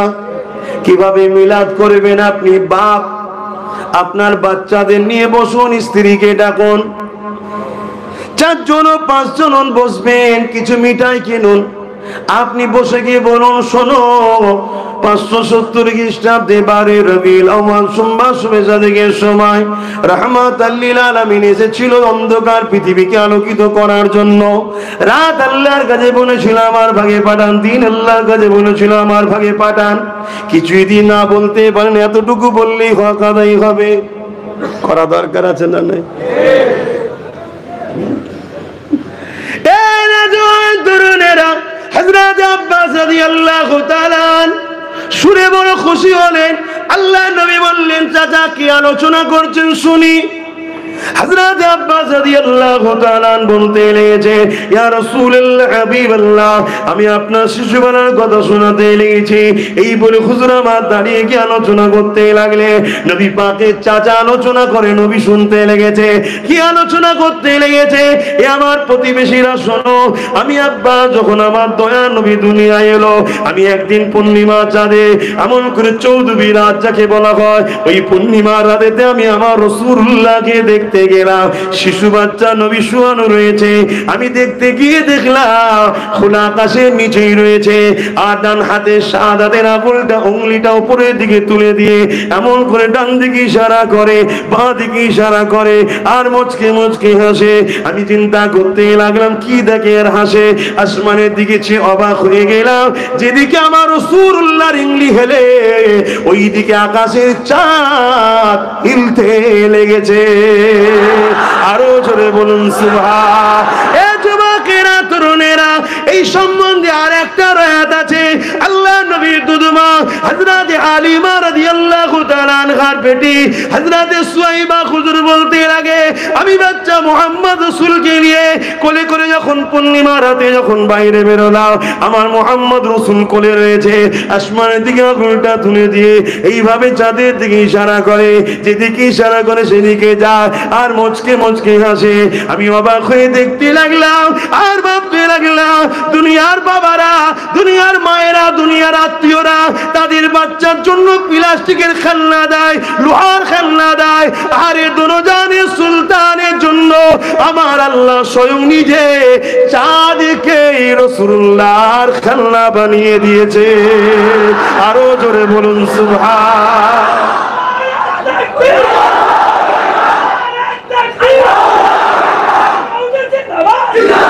ভাইরা, নওজোয়ান, তরুণেরা, যুবকেরা, আমার রাসূল পাক সাল্লাল্লাহু আলাইহি ওয়াসাল্লামে নূর মুবারক থেকে দুই চাঁদকে আল্লাহ সৃষ্টি করেছে। তাই তো নবী আমার যখন বড় হয়ে নবুয়াতের এলানটা করে দিলে, 40 বছর বয়সে নবী নবুয়াতের এলান করেছে। মনে রাখবেন, আমার নবী পায়দাইশ নবী, আমার নবী তখন নবী আদম সফিউল্লাহ যখন পানি মাটির সঙ্গে মিলেছিল, তার আগে নবী। আমার নবী কবে নবী? হযরতে জিবরাইলকে আল্লাহ নবী জিজ্ঞাসা করেছিল, ও জিবরাইল, তোমার বয়স কত? হযরত জিবরাইল বলেছে, ইয়া রাসূলুল্লাহ, হাবিবাল্লাহ, আমাকে আল্লাহ যখন সৃষ্টি করেছে, আল্লাহর আরশ আর আল্লাহর আরশের নিচে একটা নূরের পর্দা ছাড়া আর কিছু ছিল না। কিন্তু আমি জিবরাইল যখন রূপ পেলাম, আমি চোখটা খুলে দেখলাম ওই আল্লাহর আরশ আজিমের নিচের পর্দায় একটা তারা চমক উঠলো। ওই নূরের তারাকে দেখে আমি জিবরাইল বড় দিবানা হয়ে গেলাম। এত সুন্দর সে আলো নূর ছিল। আমি দেখার জন্য তামান্না করতে লাগলাম। 70,000 বছর অপেক্ষা করলাম, তারপর আবার একবার চমকে উঠলো, আবার দেখার জন্য দিবানা হয়ে রইলাম। 70,000 বছর পর আবার একবার চমকালো। ইয়া রাসূলুল্লাহ, ইয়া হাবিবাল্লাহ, ওই তারাটা মোট 70,000 বছর ছাড়া ছাড়া ছাড়া ছাড়া একবার করে চমকায়। ওই তারাটাকে আমি 72,000 বার দেখেছি। ইয়া রাসূলুল্লাহ, হাবিবাল্লাহ, এই হিসাবটা আমি দিতে পারবো। আল্লাহ নবী বলেছেন, জিবরাইল রে, ওই তারাটা হলো তোমার নবী মুহাম্মদুর রাসূলুল্লাহ। যুবকেরা, আল্লাহ যদি পেতে চান, নবীকে ধরেন, নবীকে ধরে। কেন আল্লাহ কোরআনে জানিয়ে দিলে, কুল ইন কুনতুম তুহিব্বুনাল্লাহ ফাত্তাবিউনি ইউহিব্বুকুমুল্লাহ ওয়া ইয়াগফির লাকুম যুনুবাকুম আল্লাহু গফুরুর রহিম। বড় কাবলাম কুনিয়ানি फरमाइए, आप फरमाइए, रसूल को फरमाने के लिए खुदा ने फरमा रहा है। बड़ो कबलम कुल माना फरमाइए, इन कुंतुम तुहिब्बुनल्लाह, जो शख्स कहते मैं रब ताला को मोहब्बत करता हूँ, इन लोगों का दावा सच है, तो फत्ताबिउनी, पहले आपको इत्तिबा करना होगा, आपको फॉलो करना होगा। यानी मोहम्मद रसूल को पहले इत्तिबा करना होगा, मोहम्मद रसूल को पहले फॉलो करना होगा। ए दुनिया मनुष्यरा, কাউকে ইত্তেবা করতে গেলে, কাউকে ফলো করতে গেলে मोहब्बत दिले रखते হবে। लिहाजा फत्ताबिउनी के अंदर प्यार छुपा हुआ है, माना ये जाहिर हुआ। फत्ताबिउनी, मोहब्बत के साथ नबी को अगर कोई मान ले, खुदा ने फरमाने लगा युहिब्बुकुमुल्लाह, আমি আল্লাহ তাকে ভালোবেসে নেব। তাহলে আল্লাহর ভালোবাসা যদি পেতে চায়, নবীকে ভালোবেসে ইত্তেবা করো, নবীকে ভালোবেসে মেনে নাও, নবীকে ভালোবেসে ফলো করো। যদি এটা করতে পারো, আল্লাহ তোমাকে ভালোবাসবে। আর আল্লাহ যাকে ভালোবাসবে তার দুনিয়াও টেনশন নেই, আখিরাতও টেনশন নাই। কারণ আল্লাহ বলে দিল, ওয়াগফিরু লাকুম যুনুবাকুম আল্লাহু গফুরুর রহিম, আমি আল্লাহকে তারা বড় দয়ালু মেহেরবান পাবে। তাদের জীবনে যা গুনাহ হয়েছে আমি আল্লাহ সব মাফ করে দেব। সাহাবা হুজুরদের বিষয়ে নবী আলোচনা করতে নিষেধ করেছে। শিক্ষার জন্য বলছি, হুজুর ভুল হলে ক্ষমা করবেন। দাইয়া কালবি নিজের কন্যাকে জ্যান্ত পুঁতে দিয়েছিল, তখন জাহিলিয়াতের যুগে ছিল, কিন্তু হুজুরকে ভালোবেসে মেনে নেওয়ার জন্য আল্লাহ তাকে ভালোবেসেছে, এই এত বড় পাপ কেউ আল্লাহ মাফ করে দিয়েছে। আমার ঘরের ছেলে তুমি একটু ভুল করে ফেলেছি, বয়সে অন্যায় করে ফেলেছো, যদি হুজুরকে ভালোবেসে ফেলো তাহলে আল্লাহ তোমায় ভালোবাসবে। আল্লাহ ভালোবাসলে তোমার এই পাপগুলো মাফ হবে না? হুজুরকে ভালোবাসে। আমরা হুজুরের গোলাম, আপনি মানেন তো নাকি? এনেছেন যখন গোলাম ধরে, তো হুজুর হুজুরি তো করবে নাকি? যে যার নেতার গুণগান গায়, আমি তো আমার নেতার গুণগান গাইবো নাকি গো? আপনাদের অসুবিধা হচ্ছে? দেখে নিয়ে এসেছেন একটা হুজুরের গোলাম দেখে, তো সে তো হুজুর হুজুরি করবে, সে তো অন্য কিছু করবে না। কেন করবে না? কেন আল্লাহ সর্বসময় मैंने आपका जिक्र बुलंद किए हैं आपके खातिर, बोलिए सुभान अल्लाह। আল্লাহ নবীর জিকিরকে বড় করেছে, শানওয়ালা করেছে, মাকামওয়ালা করেছে। কেন? নবীর খাতিরে, নবীকে খুশি করার জন্য। জোরে বলুন সুবহানাল্লাহ। কতটা বড় করেছে? নবী বলছেন আমার জিকিরকে আল্লাহ নিজের জিকিরের সঙ্গে শামিল করেছে, গণ্য করেছে। জোরে বলুন সুবহানাল্লাহ। অর্থাৎ সারা রাত ধরে যদি আমরা নবীর আলোচনা করি, আল্লাহ ফেরেশতাকে বলবে খাতায় লেখো সারা রাত ধরে ও আমারই আলোচনা করেছে। জোরে বলুন সুবহানাল্লাহ। কেন? হুজুরের আলোচনাটাই হলো কোরআন। হুজুরের আলোচনাটা কি? কানা খুলুকুল্লাহুল কোরআন, নবীর লাইফ স্টাইলটাই হলো কোরআন। জোরে বলুন সুবহানাল্লাহ। कुरान अगर समझना है तो मोहम्मद रसूल को फॉलो करना चाहिए, बोलिए सुभान अल्लाह। কেন? কোরআন নবী ছাড়া বোঝা যাবে না। খুব ভালো করে বুঝুন, ওটা কালামুল্লাহ, আল্লাহর কথা। আল্লাহর কথা বুঝতে গেলে আমার তোমার মতো লোক পারবে না। সিদ্দিকে আকবরের মতো মানুষ পারেনি, ফারুকি আজমের মতো লোক পারেনি। যদি পারতো তাহলে নবী বলতে এলাও কোরআন যে যা দিন বার করে লাও। কথা বুঝে আসছে? বুঝাবার জন্য স্পেশাল পাওয়ার দিয়ে আল্লাহ পাঠিয়েছে রাসূলুল্লাহকে। তিনি বোঝে, এমনকি জিবরাইলও বোঝে না, আমার রসুল বোঝে। জোরে বলুন সুবহানাল্লাহ। যদি বলেন এটা কি করে হয়, জিবরাইল তো নিয়ে এসছে না। হ্যাঁ, জিবরাইল তো শুধুমাত্র টেপ রেকর্ড, ওখান থেকে লোড হয়েছে, এখানে এসে খুলে দিয়েছে। কথা বুঝে আসছে? না হয় একদিন জিবরাইল আমার নবীর কাছে ওহী নিয়ে এসেছে, হুজুর আপ ফরমাই, আপ আমার রাসূলকে বলছে আপনি পড়েন। কি পড়বো? আলিফ। আমার নবী বলছেন আগে চলো, লাম আগে চলো, মিম आगे चलो, जालिकल किताब ला रैब फी। हुजूर ने भी फरमाने लगा, पढ़ने लगा, ला रैब फी, जालिकल किताब ला रैब फी। हजरत जिब्राइल ने पूछने लगा, या रसूल अल्लाह, जब अलिफ लाम मीम फरमाने के लिए आपको फरमाइए, जब आप पढ़िए, तब आपने फरमाया आगे चलिए, जालिकल किताब ला रैब फी। ये आपने भी तिलावत की है। राज क्या है? मेरे नबी ने फरमाया, जिब्राइल आलिफ का माना तुझे मालूम है? जिब्राइल ने फरमाना ला, मालूम नहीं। लाम मालूम नहीं, मीम मालूम नहीं। जालिकल किताब ला रैब फी, तुझे भी मालूम है, मुझे भी मालूम है, हर कोई अरबी जानने वालों को मालूम है जालिकल किताब ला रैब फी इसका माना क्या है। मगर अलिफ लाम मीम का माना तुझे मालूम नहीं, मैं मोहम्मद रसूल को मालूम है। बोलिए सुभान अल्लाह। आरो जोरे बोलुन सुभान अल्लाह।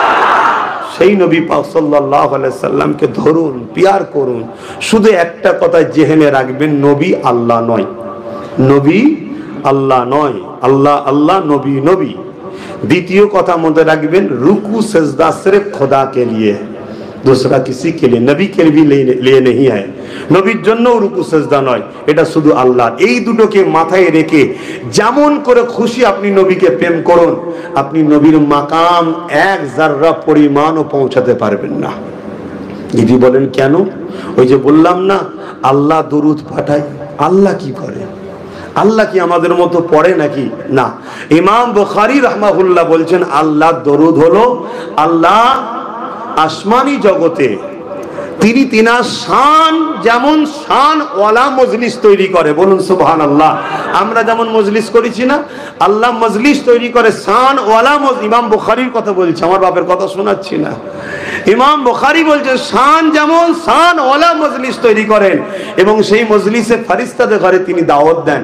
ফেরেশতাদের দাওয়াত দিয়ে সেখানে আল্লাহ ওয়াজ করেন। ওয়াজ মানে উপদেশ দেওয়া, খেতাব করা, আলোচনা করা। কি আলোচনা করে? আমার নবীর শান মর্যাদাকে বাড়াতে থাকে। জোরে বলুন সুবহানাল্লাহ।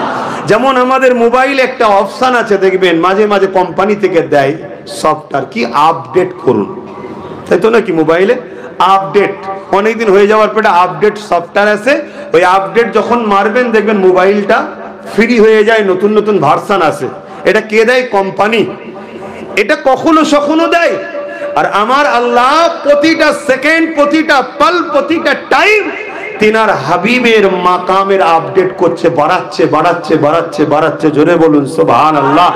যতক্ষণ ওয়াজ করতে শুরু করেছি এখন পর্যন্ত কয়েক মিলিয়ন, বিলিয়ন, জিলিয়ন যা আছে তারও থেকে বেশি মাকাম আল্লাহ বাড়িয়ে দিয়েছে। জোরে বলুন সুবহানাল্লাহ। নবীর মাকামে পৌঁছাবেন কি করে? এ খেয়াল মাথায় আনবেন না যে বড্ড বাড়াবাড়ি হয়ে যাচ্ছে। না, নবী পদ বাড়াবাড়ি, মাকাম বাড়ানো আমাদের কাজ নয়। নবীর মাকাম বাড়াতে একমাত্র পারে তিনি যিনি নবীর থেকে বড়। তিনি কে? জোরে বলবেন কে?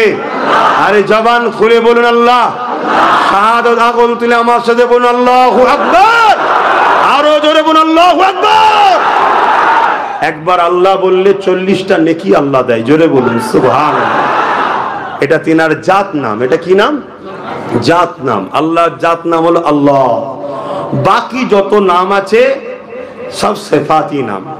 আল্লাহর বহুত পদ আছে ভাই, আমরা 99টা জানি, তারিখে হাদিসে আরো 3000-এর উপরে পদ আছে, কিন্তু আল্লাহর আরো পদ আছে। কথা বুঝে আসছে? তো সেই আল্লাহ কাছে যাবেন, আমরা যাবো জান্নাতে, তাই তো নাকি? বলেন ইনশাআল্লাহ। আল্লাহ দেখবো না? দেখবো না। আল্লাহ দেখতে গেলে কি স্টাইল দরকার, কি আদব দরকার, কিভাবে যাওয়া দরকার। সামান্য একটা পথ থাকলে তার কাছে যেতে গেলে দরওয়ান বলছে এভাবে দাঁড়াও, এভাবে দাঁড়াও, এভাবে দাঁড়াও। আমার মতো একটা লোক যখন সামান্য হুজুরের পায়ের জুতো ধুলোও নয়, সামান্য একটা আল্লাহ সৃষ্টি মখলুক, তার জন্য আসার এই রাস্তা ক্লিয়ার করো, ডিবেট তৈরি করো, না হয় ওই না হয়। আল্লাহর কাছে যাবেন জান্নাতে, তিনাকে দেখবেন, তিনার যে ভক্তি, আদব, স্টাইল, এটা কে শিখাবে? আমি তুমি? এটা শিখানোর জন্য সেরকম পাওয়ারফুলই দরকার। যেমন পাওয়ারফুল মালিক, তেনার পাওয়ারের মর্যাদা শিখাবার জন্য আল্লাহ একজনকেই বানিয়েছে, তিনি হলেন মুহাম্মাদুর রাসূল। জোরে বলুন সুবহানাল্লাহ। তিনি আমাদের কাছে এসেছে ওই রব্বুল আলামিনের শান মর্যাদা মাকাম আমাদের ঘরে ট্রেনিং দিয়ে জান্নাতে নিয়ে যাবে বলে। তাই আমাদের উচিত হুজুর কাছে পর্যন্ত যাওয়া, হুজুরের আমাদেরকে ওই ট্রেনিংটা দিয়ে জান্নাত পর্যন্ত নিয়ে যাবে। জোরে বলুন সুবহানাল্লাহ। আল্লাহ নবী চাচাজানের কথা বলছিলাম, ফিরে আসি, মিলাদের কথা বলছিলাম। আল্লাহ নবী যখন চাচাজানি আলোচনা করছে, হুজুর খুশি হয়ে গেলেন আলোচনা শুনে কি বললেন? অজাবাত লাহু সাফাআতি, আমার প্রতিবেশী, আমার চাচা, তোমাদের জন্য আমার শাফাআত ওয়াজিব। জোরে বলুন সুবহানাল্লাহ। নবী শাফাআতুন নবী, নবী শাফাআতুন নবী, নবী হায়াতুন নবী, নবী মেরাজুন নবী, নবী নূর ওয়ালা নবী। জোরে বলুন সুবহানাল্লাহ। নবী 40 বছরে নবুয়তের এলান করেছে, কিন্তু নবী यासीन, ये मेरा नबी का नाम है। আমার প্রথমে একজন নাত পড়ছিল না, কি পড়ছিল না একজন? ए जिसके लिए महफिल को नैन सजे हैं, फिरदौस भरी जिसके वसीले से बनी है, ओ हासिमी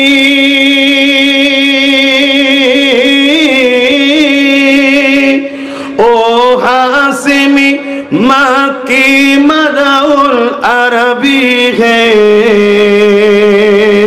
ओ मेरा नबी, मेरा नबी, मेरा नबी है। जिसका नबी है हाथ उठा के बोलिए, ओ मेरा नबी मेरा नबी मेरा नबी है, मुज़म्मिल मुदस्सिर यासीन ताहा। এই যে ইয়াসিন, ইয়াসিনটা কে?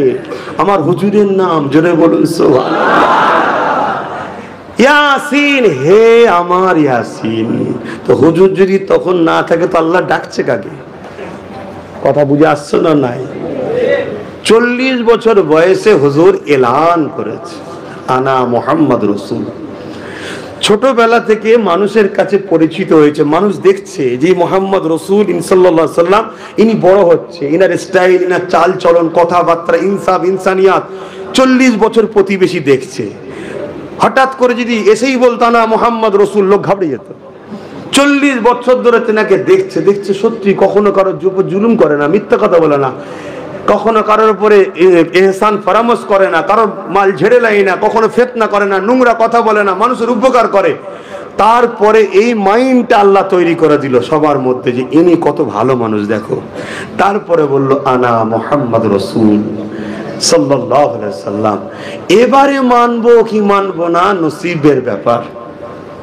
আমার আবু বকর সিদ্দিক বিনা প্রশ্নে মেনে দিল। আবু বকর সিদ্দিক বিনা প্রশ্নে মেনে নিয়েছে।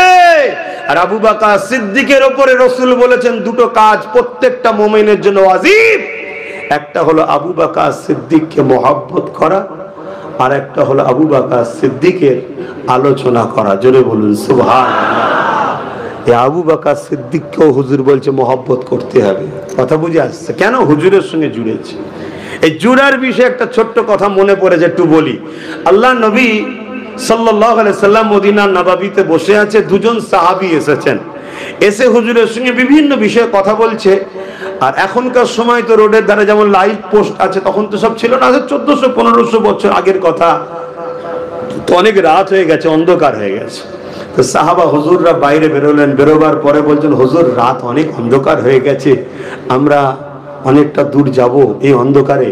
আল্লাহ নবী বললেন না যে আমার কাছে থেকে যাও, বা তুমি দেরি করেছো আমি কি করব, না। হুজুর বললেন তোমাদের কাছে লাঠি আছে, লাঠি লাঠি বোঝেন তো আশা, লাঠি হাতে রাখা হুজুরের সুন্নাত। জোরে বলুন সুবহানাল্লাহ। এই যে লাঠি হাতে রাখা, এটা হুজুরের সুন্নাত। তো ভাইরা আমার, তো এই সময় সাহাবী হুজুরদের মধ্যে থেকে একজন সাহাবা হুজুরের মধ্যে একজন লাঠি দিলেন। আল্লাহ নবী লাঠির উপরে হাত দিলেন, দিবার পরে বললেন যাও বাইরে যখন বেরোবে এই লাঠি লাইটের কাজ হবে, তোমরা লাইট বুঝবে বলে লাইট বললাম। জোরে বলুন সুবহানাল্লাহ। সাহাবা হুজুররা একবারও তো বলতে পারতেন হুজুর কাঠের লাঠি কি করে আলো হবে, না, এতটা ঈমান হুজুরের উপরে। হুজুর যখন বলেছে হবে, তো বাইরে বেরিয়েছে। বাইরে বেরোবার পরে যখনই অন্ধকারে বাইরে বেরিয়েছে, ওই লাঠি থেকে আলো বেরোচ্ছে। জোরে বলুন সুবহানাল্লাহ। এর থেকেও মজার বিষয় আছে, শুনুন। এ নাই হুজুর হাত দিয়েছে, এ নাই হুজুর হাত দিয়েছে, হুজুরের হাতের বরকতে আল্লাহ আলো করে দিয়েছে। তা কিছু দূর যেতে যেতে যেতে একটা মোড় পড়েছে, সেই মোড় থেকে দুই সাহাবীর বাড়ি আবার দুদিকে, লাঠি তো একটা, আলো তো একটা। আর হুজুরের সুন্নাত বলে সব সাহাবা হুজুররা লাঠি রাখতেন। তো ওই জায়গায় দাঁড়িয়ে থেকে এক সাহাবী আর এক সাহাবীকে বলছে ভাই লাঠি তো, তুমি তো এইদিকে যাবে, তাহলে উচিত কি ভাই চ আমার সাথে চমাই দিয়ে আসবি। না, ওই সাহাবী বলছে ভাই তোমার কাছে লাঠি আছে? বলছে হ্যাঁ, নিয়ে আসো। ওই লাঠি হুজুরের জ্বালানো লাঠি ঠেকিয়েছে, ওটাও আলো জ্বলছে। জোরে বলুন সুবহানাল্লাহ। তো হুজুরকে আল্লাহ, যারা হুজুরের সঙ্গে জুড়েছে, হুজুরের সঙ্গে টাচ হয়েছে, তারা যেমন আলোকিত হয়েছে, তাদের কদমে যদি আমরা যাই আমরাও তাদের আলো থেকে আলোকিত হবে। জোরে বলুন সুবহানাল্লাহ। যেমন সুলতানে হিন্দ, গরিবে নওয়াজ, খাজা মাইনুদ্দিন আতায়ে রসুল চিশতি আজমিরি রহমাতুল্লাহ আলাইহি। জোরে বলুন সুবহানাল্লাহ। শুনলাম নাকি আপনাদের ব্যাঙ্গালোরে হুজুরের একজন খলিফাও আছে, আমি কতটা জানি না, একজন আস্তে আস্তে বলছিল এখানে খাজা হুজুরের নাকি একজন খলিফা আছে, মস্তান চিশতি রহমাতুল্লাহ আলাইহির নামে, আমি জানি না, কেউ বলছিল, যাই হোক XYZ। তা আমার বোঝাবার উদ্দেশ্য এই আল্লাহর ওলিদের কাছে কেন যেতে হয়। আল্লাহর ওলিরা হুজুরের আলোয় আলোকিত হয়েছে, তাদের কাছে যদি আমরা যাই ওই হুজুরের লাঠি থেকে আর এক লাঠি যেমন আলোকিত হয়েছে আমরা আলোকিত হব। জোরে বলুন সুবহানাল্লাহ। কিন্তু তামাম বিশ্ব জুড়ে ইসলামের দুশ্মনরা ষড়যন্ত্র করছে ওলি আউলিয়াদের থেকে আমাদেরকে দূরে সরাবার। ফিরানে তরিকাতদের থেকে দূরে সরাবার আমাদেরকে চেষ্টা চালাচ্ছে।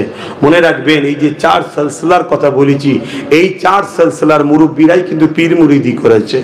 4 সিলসিলার মুরব্বীরাই পীর মুরিদি করেছে।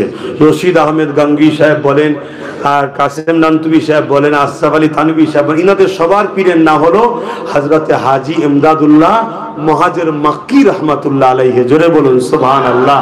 তিনি বলছেন, मैंने हर साल अपने घर में ईद मौलूदुन नबी बनाते हैं, बोलिए सुबहान अल्लाह। আর ওই ঈদে মিলাদুন নবী বানায় আর তাতে কিছু তাবারুক দিই, আর যখন তাবারুক দিই ওই তাবারুক দিবার আগে, দোয়ার আগে আমি প্রতি বছর এই হুজুরের সঙ্গে একবার নয় দুবার নয় খাড়ে হোকে হুজুর কো সালাম भी भेजते हैं, बोलिए सुबहान अल्लाह। কথা বুঝে আসছে? তো এই সিলসিলা এভাবে পীরানে তরিকাতরা সব মানুষকে দিনের আলো দিয়েছে। এখন সব আমাদেরকে আস্তে আস্তে গুমরাহির দিকে নিয়ে চলে যাচ্ছে। আল্লাহ আমাদের ঈমান আমল হেফাজত করে, বলুন আল্লাহুম্মা আমিন। আমি যে নাতটা পড়ছিলাম একটু পড়েই নি, যে किसके लिए महफिल कौनैन सजे हैं, फिरदौस भरी जिसके वसीले से बनी है। ओ हासमी,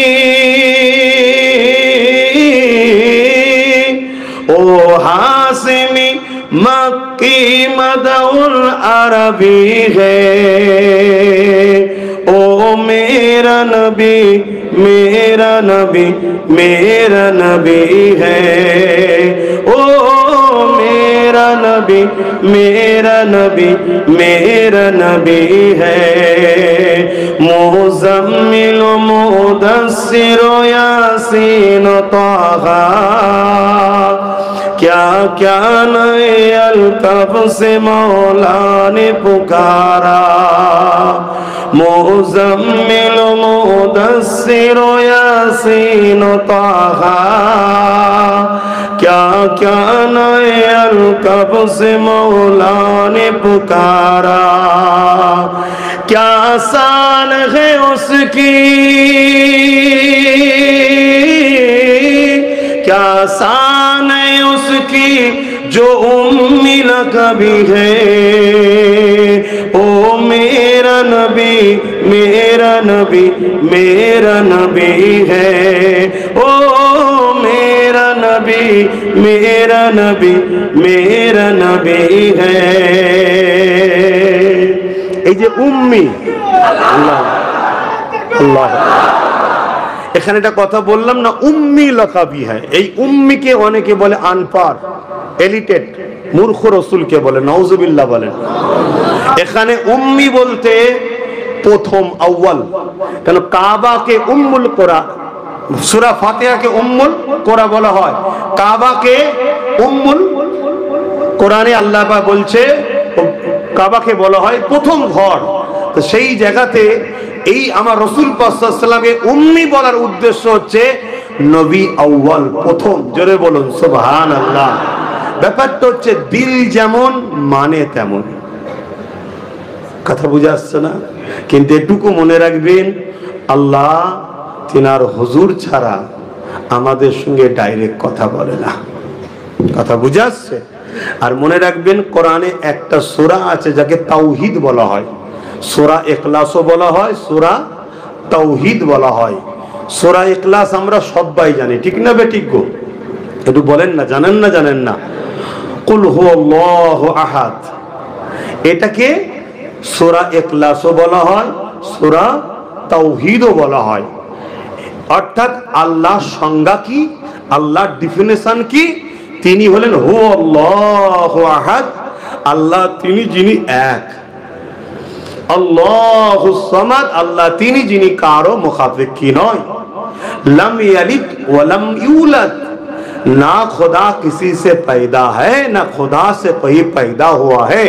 वलम यकुल्लाहु कुफुवन अहद, एक एक जिसके सिवा किसी के साथ खुदा का कोई मिसाल नहीं है।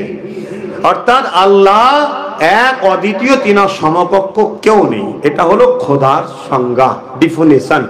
মক্কার মুশরিকরা যখন জিজ্ঞেস করলো মুহাম্মদ সাল্লাল্লাহু আলাইহি ওয়াসাল্লামকে আল্লাহ কে, নবী বললেন না লা ইলাহা ইল্লাল্লাহ, তোমরা বলো আল্লাহ के सिवा कोई इलाह नहीं।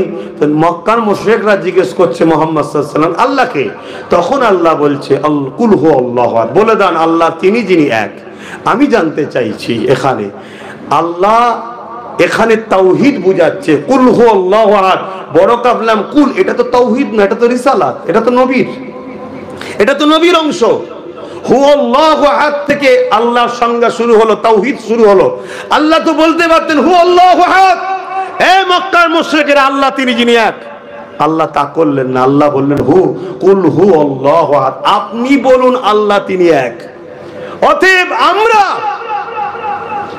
আল্লাহ শিক্ষাকে ছেড়ে দিয়ে ডাইরেক্ট যদি আল্লাহ ধরতে যাই, নবী ছেড়ে দিয়ে ধ্বংস হব। আল্লাহ নিজে পারেন প্রত্যেকের দিলে আল্লাহর আজমাত, আল্লাহর প্রেম, আল্লাহর একত্ববাদ প্রত্যেকের দিলে ভরে দিতে পারে না, পারে না? আল্লাহ করেছে? আল্লাহ করেনি। আল্লাহ তার হাবিবের মাধ্যম দিয়ে ঢুকাচ্ছে, কুল হু আল্লাহু আহাদ, হাবিব আপনি বলুন আল্লাহ তিনি যিনি এক। কি বুঝছেন আপনারা? আল্লাহ চায় বান্দা যখন আসবে যেন বলে আমাকে মুহাম্মদ রাসূলের খোদা, জোরে বলুন সুবহানাল্লাহ। কথা মাথায় ঢুকছে? সেই নবীকে ভালোবাসে। আসেন আমার নবী পাকের আরেকটু কথা বলি। আম্মা জান আমিনা বলতে লেগেছে আব্দুল্লাহর সঙ্গে আমার বিবাহটা হয়ে গেল। হযরতে আব্দুল্লাহর পেশিনাতে আমার নবী পাকের নূর মুবারক ছিল। এই নূর কিভাবে দুনিয়া এসেছে আপনারা সবাই জানেন। তারপরে একটু আলোচনা করে দিয়ে যায়, এই নূর যখন আদম সাবিউল্লাহকে আল্লাহ তৈরি করলে, মাটি দ্বারা আদমকে বানিয়ে দেওয়া হলো। এ যুবকেরা, তরুণেরা, আদম নবীর শরীরে যখন রূহকে প্রবেশ করতে বলা হলো, রূহ তখন যেতে চাইছে না। আল্লাহ জানতে চাইলেন কেন যাচ্ছ না? ওই রূহ বলতে লেগেছেন আল্লাহ মাটির শরীর আদমের মধ্যে অন্ধকার, আল্লাহ পাক নূরে মুহাম্মদ রাসূলকে ওই যে আল্লাহর আরশে আজিমের নিচে পর্দা ছিল যেখানে আদর যত্ন করে রেখেছিল, ওখান থেকে নিয়ে আদম আলাইহিস সালামের পুস্তে পিঠে রেখে দিল। রেখে দেওয়ার পরে আদম নবীর রূহ এমন করে আদম নবীর শরীরে ঢুকে গেল। সময়ের দিকে খেয়াল করে বেশি ডিফেন্সে যাচ্ছি না, বেশি বিস্তারিত যাচ্ছি না, সংক্ষেপ বলি শোনে। ওখান থেকে ঈসা আলাইহিস সালামের গায়ে চলে এলো। এইভাবে নবীদের কাছে আস্তে আস্তে আস্তে হযরত ইব্রাহিম খলিলুল্লাহর গায়ে চলে এলো। এ যুবকেরা, তরুণেরা, ইব্রাহিম খলিল থেকে হযরত ইসমাঈল জবিউল্লাহ হুজুরের কাছে এলো। ওখান থেকে আস্তে আস্তে আস্তে আমার নবী পাকের দাদা জান হযরত আব্দুল মুত্তালিব হুজুরের কাছে চলে এলো। হযরত আব্দুল মুত্তালিবের পেশিনাতে যখন নূর মুবারক চলে এলো, মক্কার মানুষের আব্দুল মুত্তালিবের দিকে তাকিয়ে থাকতো। এত সুন্দর, এত চমক দেখে সবাই দিবানা হয়ে আব্দুল মুত্তালিবকে মক্কা সরদার করে দিল। এই যুবকের অনেক বড় কথা রয়েছে। আব্রাহা বাদশার সঙ্গে লড়াই হয়েছিল, অনেক ইতিহাস, ওদিকে যাচ্ছি না। মনে রাখবেন আব্রাহা বাদশা যে জঙ্গলি জাবামন করে হাতিকে নিয়ে মক্কার উপরে হামলা করার অহংকার দেখিয়েছিল, আব্দুল মুত্তালিব যখন ওই হাতির সামনে যে দাঁড়ায়, হাতি ছুটে এসে হযরত আব্দুল মুত্তালিবের নবীর দাদার পায়ের গোড়ায় নিজের মাথাকে নত করে দিয়েছিল। কেননা হাতি দেখে নিয়েছে আব্দুল মুত্তালিবের পেশিনাতে নূরে মুহাম্মদ রাসূল রয়েছে। পরের দিন আব্রাহা বাদশা যখন ওই হাতিকে চেষ্টা করছিল জড়াইয়ের জন্য মক্কায় নিয়ে আসবে, ওই হাতিকে কোনোভাবে আনতে পারে না। কেন? হাতি জেনে গেছে নূর হলা এসে গেছে, ওখানে যাওয়া মানে আল্লাহর আযাবে ধ্বংস হতে হবে। এ দুনিয়ার মানুষ হাতি নবীকে চিনে গেল, মানুষের নবীকে চিনতে না পারি, এর থেকে বড় লজ্জা ধ্বংস আর কি হতে পারে? যা অন্যদিকে চলে যাচ্ছি, হযরত আব্দুল মুত্তালিবের পেশিনা থেকে ওই নূর হযরত আব্দুল্লাহ হুজুরের পেশিনাতে চলে এলো। আমার রাসূলুল্লাহর সঙ্গে, রাসূলুল্লাহর আব্বা জানের সঙ্গে হযরত আম্মা আমিনার নিকাহ হয়ে গেল। এই নিকাহ হয়ে যাবার পর ওই নূর আম্মা আমিনার গর্ভ মুবারকে চলে এলো। ওই পাক পবিত্র রহিম মুবারকে আমার রাসূলুল্লাহ নূর চলে এলো। 3-4 মাস যেতে না যেতে হযরত আব্দুল্লাহ হুজুর ব্যবসার জন্য শাম দেশে গেল। ফিরে আসার সময় ইন্তেকাল হয়ে গেল। এই খবরটা যখন আমিনা হুজুর পেলে বড় কাঁদতে লাগলো। তাই আল্লাহ পাক আমিনা হুজুরকে সান্ত্বনা দিবার জন্য এক একটা রাত্রি এক একটা নবী আলাইহিস সালাম এবং তিনার স্ত্রীদেরকে পাঠাতে, তিনার এসে আম্মা আমিনাকে মুবারকবাদ দিতে বলতো, ও আমিনা রে কেঁদো না মা, কেঁদো না, কেননা আপনি সাইয়্যিদুল মুরসালিন রাহমাতুল লিল আলামিনের মা হয়েছে।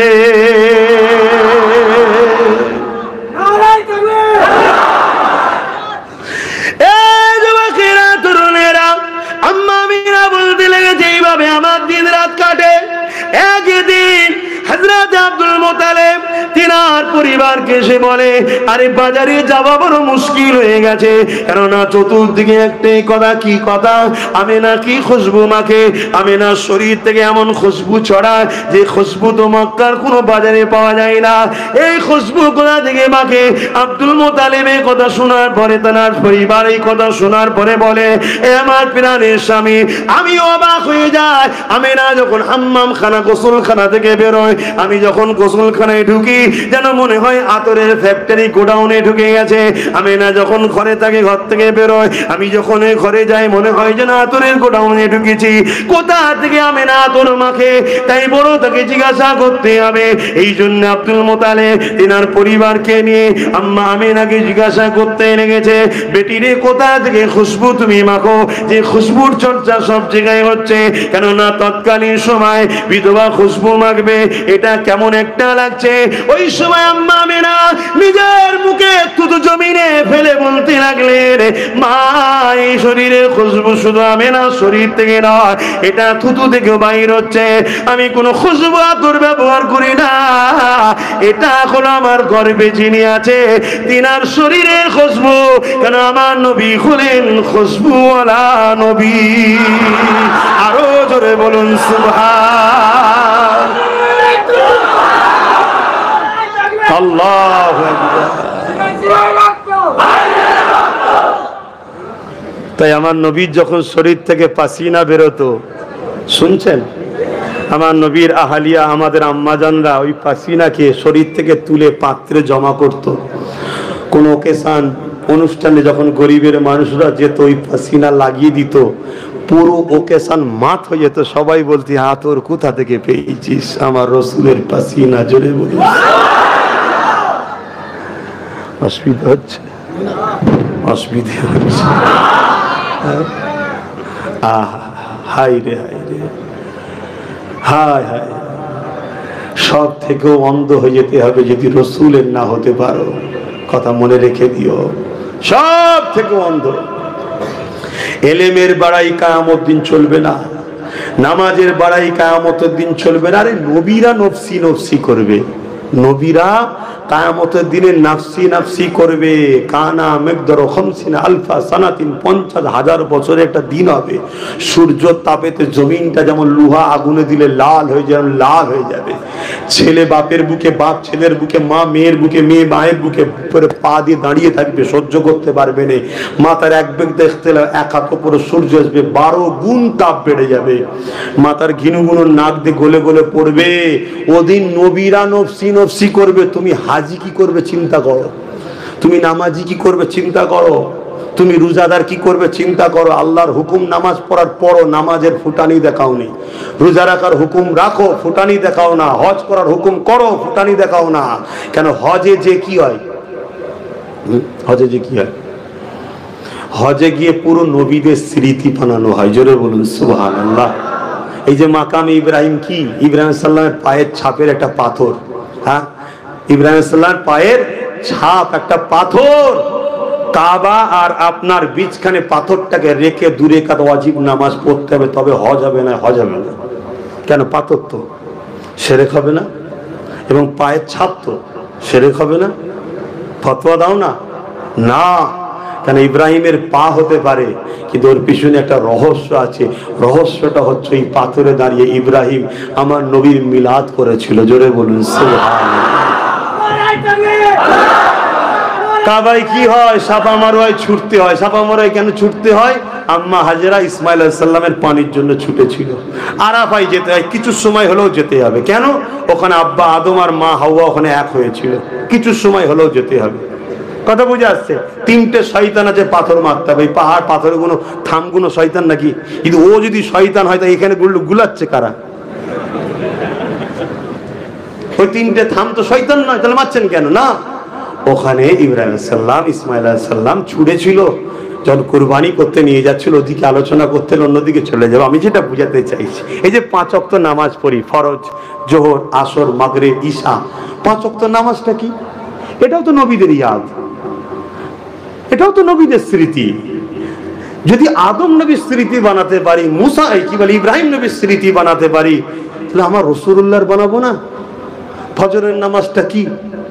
আদম আলাইহিস সালাম 2 রাকাত নামাজ পড়েছিলেন, শুকরানা নামাজ, শুকরিয়া। রাতের অন্ধকার কেটে যাচ্ছে, দিনের আলো ফুটছে, আল্লাহর কাছে 2 রাকাত নামাজ পড়লেন। ওই নামাজ উম্মতে মুহাম্মাদির জন্য আল্লাহ ফরজ করে দিল। জোরে বলুন সুবহানাল্লাহ। জোহরের 4 রাকাতটা কি? ঈসা আলাইহিস সালাম জন্ম হলেন, ইসমাইল ইব্রাহিম আলাইহিস সালাম শুকরিয়া 4 রাকাত নামাজ পড়লো, আমাদের জন্য আল্লাহ 4 রাকাত ফরজ নামাজ করে দিলেন। মাগরিবের নামাজটা 3 রাকাত কেন? 4 রাকাতই ছিল। হযরতে নবী আইয়ুব আলাইহিস সালাম দীর্ঘদিন বিমারে ছিলেন, 18 বছর কম বেশি বিমারে থাকার পরে আল্লাহ সুস্থ করে দিলেন। হুজুর উঠে শুকরানা 4 রাকাত নামাজের নিয়ত করলেন। 3 রাকাতের পরে আর উঠতে পারলেন না, বসে গিয়ে সালাম ফিরালেন। 3 রাকাতই আমাদের জন্য ফরজ, কিন্তু 4 রাকাতের সওয়াব হয়। জোরে বলুন সুবহানাল্লাহ। সব নবীদের ইয়াদ বানাচ্ছে আল্লাহ। সেলিব্রেশন, অনেকে বলে ইসলামে ইয়াদগার নাই, সেলিব্রেশন নাই, স্মৃতি বানানো নাই, এটা আমাদেরকে গুমরা করা হচ্ছে। পুরো ইসলামের মধ্যেই দেখুন না, সব আল্লাহ তার মাহবুবদের সেলিব্রেশন করাচ্ছে এবং মাহবুবদের কদমে কদমে ঘোরাচ্ছে। ইব্রাহিম নবীর পায়ের গোড়ায় নিয়ে যাচ্ছে, আম্মা হাজেরার পায়ের গোড়ায় নিয়ে যাচ্ছে, জমজম পানি ইসমাইল নবীর পায়ের গিনালি লেগে উঠা সেখানে নিয়ে যাচ্ছে। আয় 5 লাখ টাকা খরচ করে আমার মাহবুবের কদমে কদমে ঘোর। এ থেকে বোঝা যাচ্ছে ওলি আউলিয়াদের কদমে কদমে ঘুরলেই তুমি আল্লাহ পাবে। জোরে বলুন সুবহানাল্লাহ। কথা কিছু মাথায় ঢুকছে? আজ আমরা মনে করেছি সস্তা ইসলাম হয়ে যাবে। না বাপ, অনেক টাকা হতে পারে, অনেক বাড়ি হতে পারে, অনেক কারবার হতে পারে, অনেক ভিআইপি হতে পারো, তোমাকে সমাজ স্যালুট করে, ঠকে, অনেক কিছু বলে, কিন্তু তোমার দিলে হুজুর আছে? তুমি হুজুরকে কোন নজরে দেখো? হুজুরকে কত ভালোবাসো? হুজুরের বিষয়ে কেউ কিছু বলে তোমার বুকে ব্যথা হয়? তার সঙ্গে দূরত্ব বজায় করো। যদি হয় তুমি কামিয়াবি, যদি না হয় কামিয়াবি নয়। খুব ভালো তারা শুনে লাও, ভালো তারা শুনে লাও। দাওয়াতের আসালে জলসা করতে বেরোই না, হুজুরের গোলামি করার জন্য জলসা করতে বেরোই। কেন আব্বাস সিদ্দিকী জান্নাত যেতে পারবে না? নামাজ আল্লাহ পড়াই পড়ি, জোহরও পড়েছি আপনার হায়দ্রাবাদে এসে, ব্যাঙ্গালোরে এসে, আসরও পড়েছি, মাগরিবও পড়েছি, ঈশাও পড়েছি, ফজর ঘরে পড়েছি। জানি না ফজর হবে আমি উঠবো কি জানি না। আল্লাহ যদি আমার ভায়াতে রাখে, তিনি যদি দয়া করে, আয় আমায় সেজদা দে, তবে তো আমি পারবো, তবে তো আমি পারবো। 80 বছর 90 বছরের বুড়ো শীতকালে উজু করে মসজিদে যাচ্ছে, জন ছিল কম্বল মুড়িতে শুয়ে আছে। কেন? ওর নসিবে নাই আল্লাহকে সেজদা করা, ওই মুরব্বী সেজদা করা বয়স আল্লাহ কপালে রেখেছে। এটা আল্লাহ শুকরিয়া আদায় করো যে আল্লাহ আপনাকে সেজদা করতে দিচ্ছেন। কিন্তু এগুলো দেখি আল্লাহর কাছে বাহানা হবে না, বাহানা হবে হুজুরের প্রেম, হুজুরের প্রেম, হুজুরের ভালোবাসা। এটা জান্নাতে যাওয়ার রাস্তা। আপনারা হজে যান না? হজে যাই না, যায় না, কি লাগে হজে যেতে গেলে একটু বলবেন না? ভিসা লাগে, ভিসা, ভিসা লাগে। আমরা মানুষ বা মুসলিম, এটার নাম হলো পাসপোর্ট। আমরা মানুষ বা মুসলিম, এর নাম কি? পাসপোর্ট। খুব ভালো করে বুঝবেন। আপনি এখান থেকে গেলেন, কয়েক কোটি টাকা আপনি নিয়ে যাচ্ছেন, বা আপনি পৃথিবীর সব থেকে ধনী লোক। আপনি যখন এখান থেকে চলে গেলেন, সৌদি এয়ারপোর্টে যাওয়ার পর আপনার পাসপোর্ট ভিসা দেখবে না? দেখবে না? বলুন বলুন। এটা নিজাম, এটা আইন, এটা কানুন। এই কানুনকে ব্রেক করা যায় না। হয়তো আপনাকে স্পেশাল ভাবে দেখা হবে, কিন্তু দেখাতে হবে ভিসা হ্যাঁ। अगर ভিসা হ্যাঁ তো আ যাইয়ে, ওয়েলকাম, আহলান সাহলান।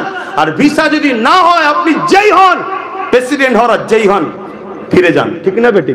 कारण हमारे मुल्क में आने के लिए सऊदी एम्बेसी का स्टाम्प ভিসা लगाना जरूरी है। ए थप्पा लिए আসতে হবে, তবে হবে না হবে না। দুনিয়ায় এক দেশ থেকে আরেক দেশে যেতে গেলে যদি নিজাম হয় ভিসা লাগবে, দুনিয়ার দেশ থেকে জান্নাতের দেশে যেতে গেলে একটা ভিসা লাগবে। ওই ভিসাটা দুনিয়ায় হলো ভিসা অফিস, আমরা মানুষ, এটা হলো পাসপোর্ট, আর আমাদের দিলটা তো স্টাম্প লাগাতে হবে, ওই ভিসাটা হলো মুহাম্মাদুর রাসূল। জোরে বলুন সুবহানাল্লাহ। ওই ভিসা যদি থাকে তাহলে তুমি এন্ট্রি হতে পারবে, আর না হয় হবে না। খুব ভালোভাবে বুঝে নেন। সেই নবী এসেছিলেন। আম্মা আমেনা বলছেন, আমি বড় একা ঘরের মধ্যে, চিন্তিত হচ্ছে কি হবে। হঠাৎ করে আমার ঘরটা আলোয় আলোকিত হয়ে গেল, দেখলাম জান্নাতি 3টে হুর এসেছে। সুবহানাল্লাহ। আমি আপনি যখন মায়ের পেট থেকে এসেছিলাম, আমার আপনার আম্মারা নাপাক হয়েছিল, কিন্তু আমার রাসূলুল্লাহর আম্মা নাপাক হয়নি। আমার আপনার মায়ের সঙ্গে বাচ্চার নাভির কানেকশন ছিল, আমারও ছিল। কেটে ডাক্তার চিমটি দিয়েছে, ওখানে চিমটি দিয়েছে। আমার রাসূলুল্লাহর আম্মা বলছে আমার নাভির সঙ্গে কোনো কানেকশন ছিল না। আমি আপনি মায়ের পেটে ছিলাম, পেট বড় হয়েছিল, ভারী লাগছিল। আমার রাসূলুল্লাহর আম্মা বলল পেট বড় হয়নি, ভারীও হয়নি, কেন নবী নূর। জোরে বলুন সুবহানাল্লাহ। আমি আপনি যখন দুনিয়া এসেছি, নাপাকি হয়েছি, ব্যথা হয়েছে, যন্ত্রণা হয়েছে, এলাকার মানুষ জেনে গেছে একটা সন্তান হচ্ছে। আম্মা আমেনা বললেন সামান্য একটু ঝটকা লাগলো শরীরে, চোখটা খুলে দেখলাম ঘর আলোকিত হয়ে গেছে। তাফসীরে জালালাইনের লেখক হযরত জালালউদ্দিন সুয়ুতী রাহমাতুল্লাহ আলাইহি তিনি বলছেন মাগরিব থেকে মাশরিক পুরো আলোকিত হয়ে গেছে। জোরে বলুন সুবহানাল্লাহ। আমার নবী আশা বরকতে, এটা হচ্ছে মিলাদুন নবী হচ্ছে, এতক্ষণ পরে মিলাদুন নবী হচ্ছে, জলসার হক আদায় হচ্ছে এবারে। কথা বুঝে আসছে? তার আগে আরো কিছু ছিল, একটু ঝালাই করে দিয়ে গেলাম, কেন আর আসবো কি না আসবো পরের কথা, একটু ঝালাই করে দিয়ে গেলাম। অসুবিধা হচ্ছে নাকি? আম্মা জান আমেনা হুজুর বলতে লেগেছে, আমার রাসূল পাক সাল্লাল্লাহু আলাইহি সাল্লাম দুনিয়ায় আসলেন। আমার নবী পাক আসার পরে পুরো ঘর আলোকিত হয়ে গেল, কিছুক্ষণের মধ্যে কুয়াশা ঢুকে পুরো ঘরটা অন্ধকার হয়ে গেল। আমি চিন্তিত হলাম, কাঁদতে শুরু করলাম, গায়েবী আওয়াজ আসলো, আমেনা চিন্তা করো না, রাহমাতাল লিল আলামিনকে পুরো কায়নাত ঘুরিয়ে দেখানো হচ্ছে। জোরে বলুন সুবহানাল্লাহ। আমার রাসূল পাক সাল্লাল্লাহু আলাইহি সাল্লাম দুনিয়ার জমিনে আসলেন। শাম দেশের কি বলে পারস্যতে 1000 বছরের একটা আগুনের পুজো হতো। পারস্যই 1000 বছরের অগ্নি কোনোদিন বন্ধ হয়নি। আমার নবী যেই দুনিয়ায় আসলো, দপ করে আগুনটা বন্ধ হলো। জোরে বলুন সুবহানাল্লাহ। আমার নবী পাক সাল্লাল্লাহু আলাইহি সাল্লাম দুনিয়ায় আসাতে কিসরা কাসাব সব আস্তে আস্তে তাদের যে বাড়ি ফাটল ছিল, তার অহংকারী করতো, যেমন টাইটানিক জাহাজ অহংকার করতো, তাদের দেওয়াল ফেটে গেল। জোরে বলুন সুবহানাল্লাহ। সব যা ঘটনা ঘটছে এগুলোকে আরবিতে বলা হয় মুজেজা। মুজেজা নবীদের দ্বারা হয়, নবী শিশু নবী হয়ে এসেছে। জোরে বলুন সুবহানাল্লাহ। কথা বুঝে আসছে তো নাকি? এবারে চলে আসুন, আরবের স্টাইল ছিল হুজুরের, আরবের স্টাইল ছিল সন্তান হলেই না গ্রাম্য এলাকায় দেয়। যেমন আপনাদের এটা বেঙ্গালোর, এখানে দেখুন বিহারি পাওয়া যাবে, উত্তরপ্রদেশের পারে উড়িয়া পাওয়া যাবে, বাঙালি পাওয়া যাবে, হাজার রকম মানুষ। এখানের ভাষাটাও কেমন, সবার একটু টুলি, হাজার রকম খিচড়ি ভাষা, তাই তো নাকি? তা যে মেন যে মাতৃভাষা সেটা যাতে পায় আরবের, তাই বাচ্চা হওয়ার সাথে সাথে গ্রাম্য এলাকায় দিত। তো আমার রাসূল পাক সাল্লাল্লাহু আলাইহি সাল্লামকে অনেক বড় কথা, দুদুমা হালিমা নিয়ে যাচ্ছে। দুদুমা হালিমার উটনি ছিল বড় দুর্বল, খোঁড়া ছিল, পায়ে চোট ছিল, রুগা ছিল, দুর্বল ছিল, কারণ গরিব ছিলেন হালিমা হুজুর। আমার নবীকে যেই কোলে করে উঠলো, অমনি দুম্বা ওই উটনি বড় শক্তিশালী মজবুত হয়ে গেল। জোরে বলুন সুবহানাল্লাহ। আম্মা হালিমা বুঝতে পেরেছে কারিশমাই বাচ্চার থেকে হচ্ছে, কিছু একটা হবে, কিন্তু বাচ্চা নবী হবে তখনও জানতো না। এখানে আরো একটা কথা আপনাদেরকে শোনাবো, আশা রাখছি যাদের দিলে নবীর প্রেম আছে তাদের মুখ হাসিতে ফুটে যাবে। জোরে বলুন সুবহানাল্লাহ। নবী শোনেন, মুমিন আর মুনাফিক চিনতে গেলে হুজুরকে সামনে আনতে হয়। নামাজ দিয়ে চেনা যায় না, রোজা দিয়ে চেনা যায় না, হজ দিয়ে চেনা যায় না, কোরআন তেলাওয়াতে চেনা যায় না, দাড়িতে চেনা যায় না, টুপিতে চেনা যায় না। আরে দাড়ি তো শিখ পাঞ্জাবিদের আছে, রবীন্দ্রনাথ টেগোরেরও আছে, তা কি করব আমি? মুমিন চিনতে গেলে হুজুরকে সামনে আনতে হয়। হুজুরের কথা শুনে যার চেহারায় খুশি ফুটবে, জানতে হবে দিলে ইমানের নূর আছে। জোরে বলুন সুবহানাল্লাহ। হতে পারে তার ডালপালা, গাছপালা, ফল টল, পাতাগুলো একটু কম, তার মানে আমল কম, কিন্তু এর ভিতটা মজবুত আছে, গোড়া মজবুত আছে, আজ কম কালকে অনেক বড় হবে। জোরে বলুন সুবহানাল্লাহ।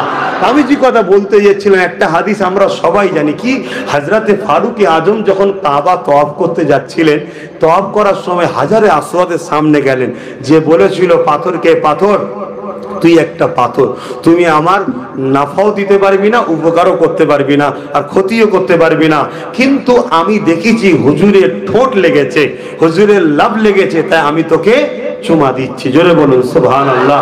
হযরতে আলী রাদিয়াল্লাহু তাআলা আনহু পাশে দাঁড়িয়েছিলেন। হযরতে আলী হুজুরকে কি বলা হয়? এলেমের দরজা। জোরে বলুন সুবহানাল্লাহ। নবী বললেন, আমি এলেমের শহর, হযরতে মাওলা আলী হলেন এলেমের দরজা। তো হযরতে আলী হুজুর সঙ্গে সঙ্গে এলেমের দরজা খুললো। কি খুললো? ও ভাই ওমর, পাথর ঠিকই কথা, উপকারও করতে পারে না, ক্ষতি করতে পারে না, কিন্তু এটা সে পাথর নয়। এ পাথরকে আল্লাহ বড় পাওয়ার, শান, মর্যাদা দিয়ে পাঠিয়েছে। জোরে বলুন সুবহানাল্লাহ। এই পাথরের দুটো কাজ। কটা কাজ? কটা কাজ? দুটো। যখন কোনো মুমিন এসে পাথরকে চুমা দেয়, তার গুনাহ জীবনে যা থাকে পাথর টেনে নেয়। জোরে বলুন সুবহানাল্লাহ। আর কোনো মুনাফিক যখন এই পাথরকে চুমা দেবে, এর ফটো স্ক্যান হয়ে রয়ে গেল, কিয়ামতের দিন বলবে আল্লাহ এই মুনাফিক ছিল। শুনছেন না শোনেননি? হাজারে আসদে চুমা দিবার জন্য মারপিট করছে। ওহ, কিভাবে গুনাহ মাফ হবে? বুকা কুতে গেলে ইসলামে ঠেলাঠেলি করা হারাম, আর চুমা দেওয়া সুন্নাত। সুন্নাত করতে গিয়ে হারাম কাজ করে ফেলছে, হুঁশি নাই। কথা বুঝে আসছে? আমি যখন গিয়েছিলাম, আমি তো ওইভাবে কোনোভাবেই হলো না। লাস্টে নামাজের সময় হয়ে যায়, হাজি সালাত তারিখ সালাত বলছে, আমি দাঁড়িয়ে গেছি। দাঁড়াবার পরই মুরব্বীদের ঘরে ধরে ধরে সব চুমা দিচ্ছে, বয়স্ক লোকেদের ঘরে। তারা বেচারি পারে না বলে। আমি চিন্তা করছি, আল্লাহ আমি যদি ঢুকি তো বার করে দেবে, কেন যে মুরব্বী নয়। 16 গিয়েছিলাম, 16, তখন তো আরো জন ছিলাম। যখন গেছি আমাকে দেখছে, পুলিশগুলো দেখছে, আর আমি ইচ্ছা করে একটু কুঁজো ভাঁড় লিচ্ছি, যাতে করে দূর থেকে মনে করে মুরব্বী। কিন্তু পুলিশটা হেসে ফেলেছে, কিছু বলেনি। সব কেসমতের ব্যাপার, সে কি আর বোঝে নে? যাওয়ার পরে আল্লাহ চান্স মিলিয়েছে, বলুন আলহামদুলিল্লাহ। তো যাক, আমি যেটা বলতে চাইছি, এই পাথরে চুমো দিলে, মুমিন যদি চুমা দেয়, মুমিনকে যে রসুলকে জানের থেকে বেশি ভালোবাসে, জোরে বলুন সুবহানাল্লাহ, যার দিলের থেকেও কাছে হুজুর আছে, জোরে বলুন সুবহানাল্লাহ। আল্লাহ কোথায় আছে? আমাদের শাহরগের থেকেও কাছে। কোথায় আছে? শাহরগের থেকেও কাছে। শাহরগ যদি কেটে যায়, কিছু সময় হলেও মানুষ বেঁচে যায়, কিন্তু জান বেরিয়ে গেলে মানুষ বাঁচে? হুজুর জানের থেকেও কাছে, জোরে বলুন সুবহানাল্লাহ। হুজুরকে জানের থেকেও কাছে কে করেছে? কেন করেছে? আল্লাহ এত দূরে আছে, হুজুর কাছে বেশি ঠেলে দিয়েছে কেন? না, হুজুর তো ধরে নিয়ে আসবে। কথা বুঝে আসছে না? নাই, যে ধরে নিয়ে আসবে তাকেই তো কাছে আসতে হবে। কারণ আল্লাহকে ছোঁয়া যায় না, ধরা যায় না, অনুভব করা যায় না। হুজুরকে ছোঁয়াও যায়, ধরাও যায়, দেখাও যায়। তো ওটা হচ্ছে আমার পক্ষ থেকে মডেল। ওনাকে ধর, ছোঁ, আন, ওনার কাছে যা, উনি আমার কাছে নিয়ে আসবে। তো যাক, আমি যে কথা বলতে যাচ্ছিলাম, তাহলে হযরতে ওমর ফারুক হুজুর কি বলল? হুজুরের ঠোঁট লেগেছে। এখন প্রশ্ন, পাথরকে হুজুর চুমু দিয়েছে না পাথর হুজুরকে চুমা দিয়েছে? জোরে বলুন সুবহানাল্লাহ। এটা একটা প্রশ্ন হতে পারে না? পারে না? হ্যাঁ, এইটা একটু দেখা যাক। এ বিষয়ে একটা তারিখের কথা বলি। হযরতে দুদমা হালিমা রাসূলুল্লাহকে কোলে নিয়েছে। কোলে নিয়ে আল্লাহর কাবা দিয়ে রওনা দিয়েছে। কেননা হালিমা ভাবতে লেগেছে, আবার কবে মক্কায় আসা হবে না হবে, আল্লাহর ঘরকে একটু তওয়াফ করে নি। তওয়াফ তখনও ছিল। অনেকের ধারণা হুজুরের আব্বা আম্মা দিনের মধ্যে ছিল না, নাউজুবিল্লাহ। হুজুরের আব্বা আম্মা দাদা জান হযরত ইব্রাহিম নবী দিনে ছিল। তিনারা বিশাল জান্নাতে রাদিয়াল্লাহু তাআলা। জোরে বলুন সুবহান। তো শুনছেন কেন? হুজুরের দাদার কাছে যখন আবরাহ বাদশা একটা লোক পাঠিয়েছিল, হুজুরের দাদাকে এসে সেজদা করেছিল। তখনকার সময় রাজাদের ঘরে সেজদা করা হতো। আমার নবী ওটাকে হারাম করে দিয়েছে। তার আগে ছিল সিস্টেম। কথা বুঝে আসছে? হুজুরের দাদা তখন কি বলেছিল? এই মাথা তোলো, সেজদা একমাত্র আল্লাহকে করবে। জোরে বলুন সুবহানাল্লাহ। এ থেকে বোঝা যাচ্ছে হুজুরের দাদা ইব্রাহিম নবীর দিনে ছিল। জোরে বলুন সুবহানাল্লাহ। যতদিন না হুজুর বলেছে আনা মুহাম্মদ রাসূলুল্লাহ, ততদিন পর্যন্ত ইব্রাহিম নবীর দিনে, মুসা নবীর দিনে, ইসাক নবীর দিনের উপরে যারা কায়েম থেকে ইন্তেকাল করেছে সবাই জান্নাতি। কারণ তারা তো নবুয়তের উপরেই ঈমান রেখেছে। হুজুর বলে দিবার পর যারা হুজুরকে আর মানলো না, তাদের উপরে